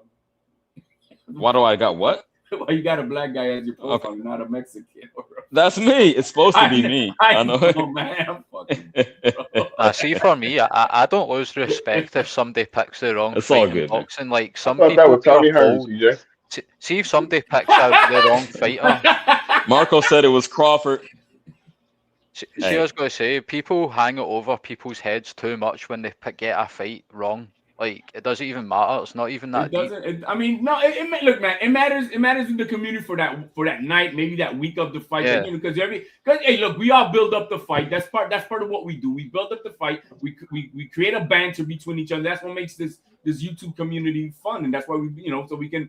But yeah, I get what you're saying. But I think, bro, it's fucking December 10th, and this guy's still talking about Canelo and Crawford. Like, what? That's going to be a I mean, it gets Again, he doesn't pull up that often, so he had to call you out on some past Bro, shit. he's been on the panel. He said not too passed it. long ago. I mean, we still talking about that fight. Like, Bro, hold on, bro. I've probably been on like once in the last month. Since then, brother. Let's keep it a stack. Like I said, I don't hop on every time. And that was the last time me and you had a debate. That was the last time me and you had a debate. And you brought up Canelo and Crawford also. So how many times, bro? Bro, that's the last time me and you had a debate, HLD. But you brought up Canelo and Crawford, did you not? Nigga, I was more right than you were. Did you bring up Canelo and Crawford? Yes, because that's the last debate. Are you on this panel because HLD's on this panel right now? Because it seems like the only time you pull up is when I'm on here. I don't think you can comprehend, bro. No, I don't think he's on here because he just gave himself mad credit. That was wild. That was wild. This guy's crazy. That was wild. Hey, yo, I ain't gonna lie though. This is I be looking forward to this shit because we don't be in the barbershops like that. I don't be all this, I know, right? This is like this is dope. Hey, I feel you, This out. This is how I get this out because a lot of times you can't have these kind of conversations without some passion, without some objectivity, without some some testosterone. So we need this. Start cussing somebody. You know what I'm saying? Right. Yeah. Exactly. Like it shouldn't get too far with I'm gonna pull up on you. Like, nah, we talking about we love boxing. Right? If you love the fighter, really doesn't know me. Look, if you love a boxer so much that you finna fight another man over the phone, you probably is gay. I ain't gonna lie. Cross the line. Gay, bro. That's a good point. That's the best way I heard it stated. Yeah, absolutely. But those who are, at least here in this, from Marco's community, hey, we've known each other long enough, and we know where the banter's at, and we know that it's not ever to be like that. But Bando don't know who the fuck I am. He just comes here, pops up every once in a fucking blue moon, so he don't know who I am, and he's gonna probably feel more different than Hey, I'm gonna tell you this, HLD. I am way more in the chats, just looking and dropping a like on my guy Marco than you believe. Just know that. No, but I'm saying as far as your interaction with me here. You don't know me. I said, I listen a lot, bro. Right, but he's saying he observes you from afar. So what he does, he builds up all his frustration. I don't have no frustration towards you, bro. Cool. He's just coming out at me, and I'm like, who the fuck is this? HLD be rage baiting y'all. Look, HLD is kind of famous on some of these because he be rage baiting. I get the gimmick. I get it. You guys think y'all don't even peep the scheme, bro. Y'all don't peep the scheme. He get y'all riled up, and then he be laughing at y'all. Like, that's crazy, bro. No, I get the gimmick, but I like to engage on the same level, right? Like that. I'm just gonna match his energy, and then we laugh it off. Just like 5 minutes ago, we both laughed it off because we know, it is. Yeah, exactly. I mean, but if Marco want to set up like some sparring with the panel, we can all meet somewhere and get it in because we do spar. We do spar. So if y'all want to get it in, we can meet somewhere. I can't even get a bet with Rich, man. Marco versus. And then we can find out what HLD look like. We can, if you take even odds, HLD, we can find out what he look like. Yeah, that's pause, bro. You guys want to know what a man looks like? What the fuck? So we can catch you. You're gonna be at the Fight Blind Fate. Where you? No, you from Seattle too? You said, right? Yeah, I'm out here, bro. I would love to be at that fight, bro. I ain't gonna lie, bro. I was planning on going to the Spence Crawford with my father, but some shit came up. But the next fight I go to, I'm gonna probably take my pops, bro. I ain't gonna lie. Then you should, because I plan on doing the same with this fight. Yeah, that's why I want them Hagler gloves, bro. That's the only reason. I just want to give them to my pops. That's the only reason I really want. Oh no, it went. Alan Day got him. I barely missed it. Alan Day got him. Oh, he got the gloves. Yeah. Yeah, I sent him a raffle entry. He got him. Yo, for the Haglers. Yeah, man. Right. Word. Bro, they spin the wheel, man. And all you saw is Rich's name on the entire fucking wheel, and Alan Day had one name. That's wild. It landed on Rich's name. Just like the Price is Right. It landed on his name, and then just one last click, it went to Allen Day. Right, for real, like a millimeter, like it couldn't be any closer. But hey, shout out him. I sent him the ticket. Shout out Allen Day. Enjoy them gloves. That's cool. Salute to you, CJ. I ain't gonna lie. Salute to you for that one, guy. What's up? Oh yeah, man. I mean, I do it for the mob, you know. Bro. Don't miss out on that opportunity while you still have it, man. That's for everyone. No, for real. I'm like I said, bro. I'm planning on something, bro. It's gonna be one of these fights I'm gonna take him to. Already took him to a couple little MMAs and shit. You know, I just want to take him to like a big fight. You know, Hagler was his favorite fighter, so that's why I wanted the Hagler gloves. But you know, I take him to something. I find something. Yeah, that's those little plans like that. My favorite fighter is Crawford. So he watched a lot of Crawford. His favorite fight right now is Spence Crawford. Like he watches that probably like 2-3 times a week. Really? You know? Yeah, that's what we do. Like when I get with my pops, why does I he go want to take that punt? Is this what's his fighter? Is it Spence or is it Crawford? No. So my father was out of boxing. It's just because I'm a boxing fanatic. So it's because I was always sparring, you know, working out, watching boxing. So, you know, that was one of the ways that, you know, we connect or whatever.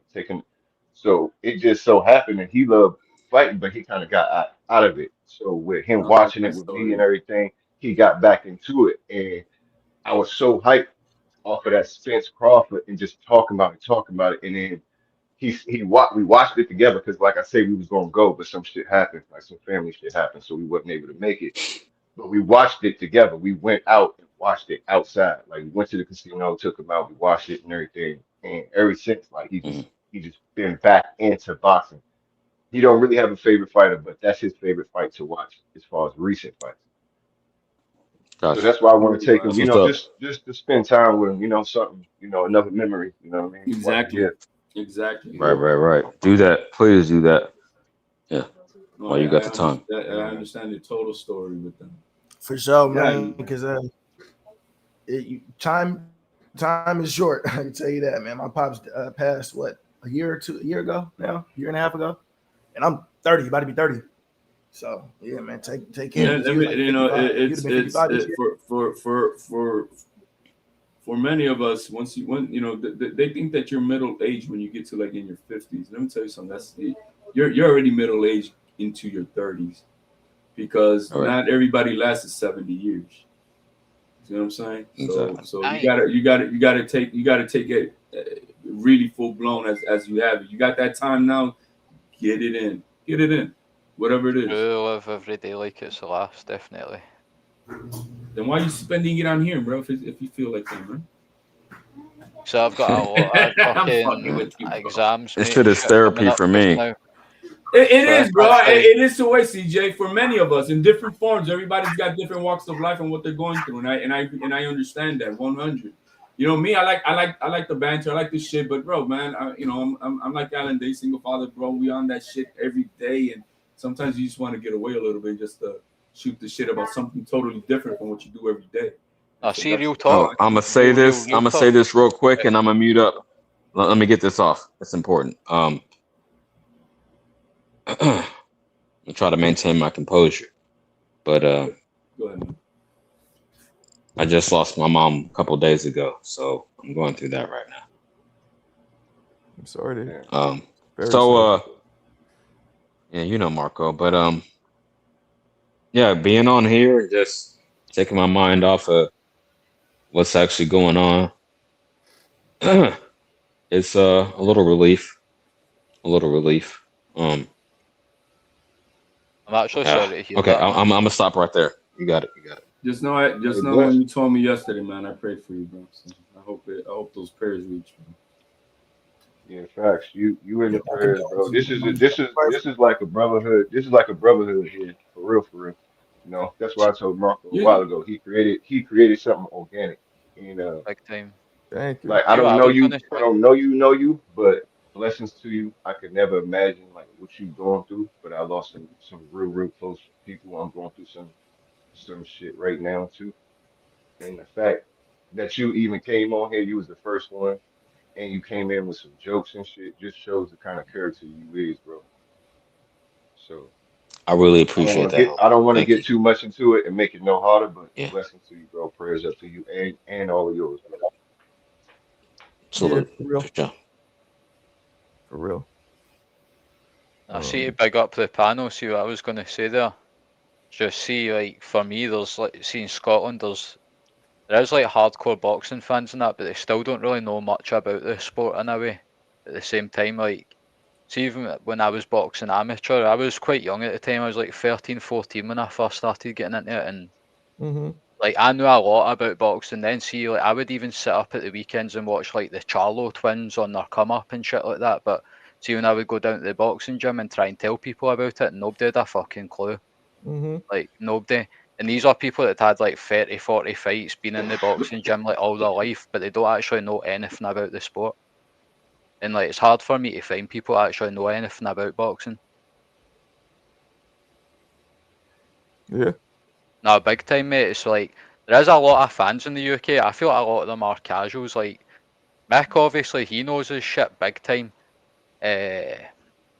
I've got like one friend like close to me that kind of knows boxing, but see every other boxing fan, like I've had parties in my house, mate, where I've had like 20, 30 people over to watch, say, like Golovkin, Canelo 1 and fights like that. And even like these guys are just casuals, like they love boxing, they'll sit up to 6 in the morning to watch it, but they don't really know like the divisions or many of the fighters. They just know the big names and shit like that. Right. Like Americans definitely study the sport a lot more, I think. Well, there is British people too, but I feel like apart of Scotland, there's nobody to find, man.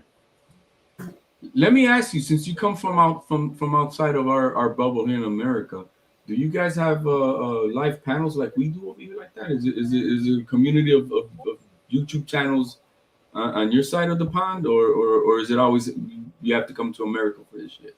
There's one guy I think just now Mick showed me. He's called Rapstar or something like that, and he's running that channel. Oh, that dude is gay, man. I think he's British.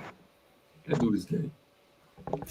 But other than that Rapstar guy, I think that's the only person I really know that's running that channel like that. I've never really seen anybody else. Nobody else on the other side, huh? That's weird. There probably is, mate, but I just can't. I've just never came across it. Yo, man, that's an opportunity, R.A.'s. I don't know what you, I mean, I'm just saying. Run my own one.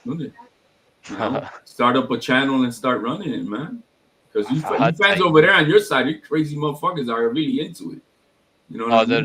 There is a lot that are into it, mate, but it's just I feel like there's a lot of fans in the UK that like proper follow like the UK fighters and get behind them, but I'm not really like that, mate. See, if I think a UK fighter's shite, I'll just say it straight up. You know what I mean? Like, I feel like there's not a lot of fans over here that actually keep it real. That's crazy, man. I would think there would be a big time over there.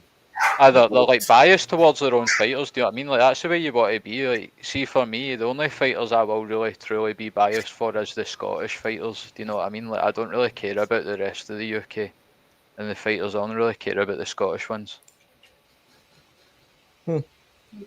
That's weird. That is no, it's because we're discriminated against here, and like the way it works, mate. Like, see, even the amateur system and shit.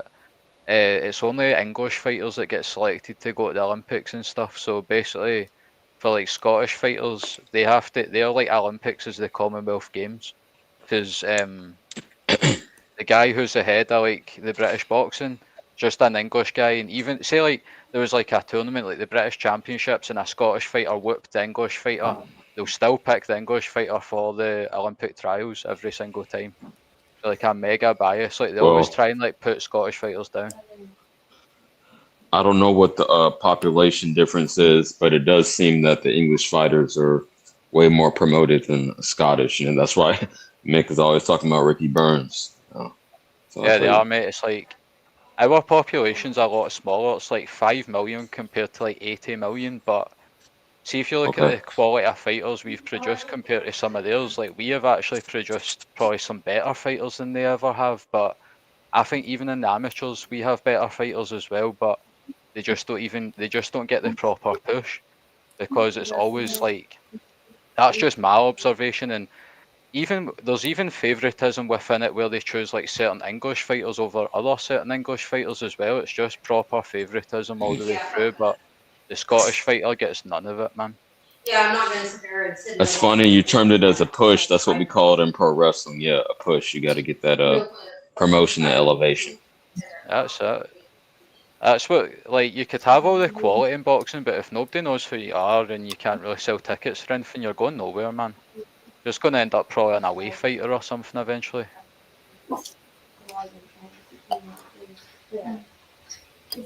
That's just the sad reality of it, but nah, I'll always back, like, see, like, I'll big up, like, see, like, Nick Ball. I think he's, like, the only real, like, legit English champion that's there just now. Like, I proper rate him. I think he is a really good fighter. He should be a unified champion as well. Like, he definitely beat that Ray Vargas or whatever his name is. Robbed him big time there with that draw. But I think if he fought, great fight. I think I knew he'd be too much for Nick Ball. But if I'm being honest, like, he is a physical specimen, Nick Ball, for the weight. But I think I knew he would probably knock him out. Too fast, too long. What's that? Knock who out? Nick Ball. I think I knew he would knock Nick Ball out. Oh, I think so. I think the kid is ballsy and he's you know he's an all-out fighter, but I got Inoue. He outskills him. Do you think Inoue will beat Nakatani if they fight next? That right there is a very, very. I still would favor Inoue because it's Inoue. Same.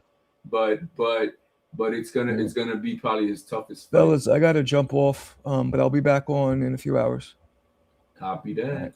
Appreciate you guys. Salute, Marco. Peace, Marco.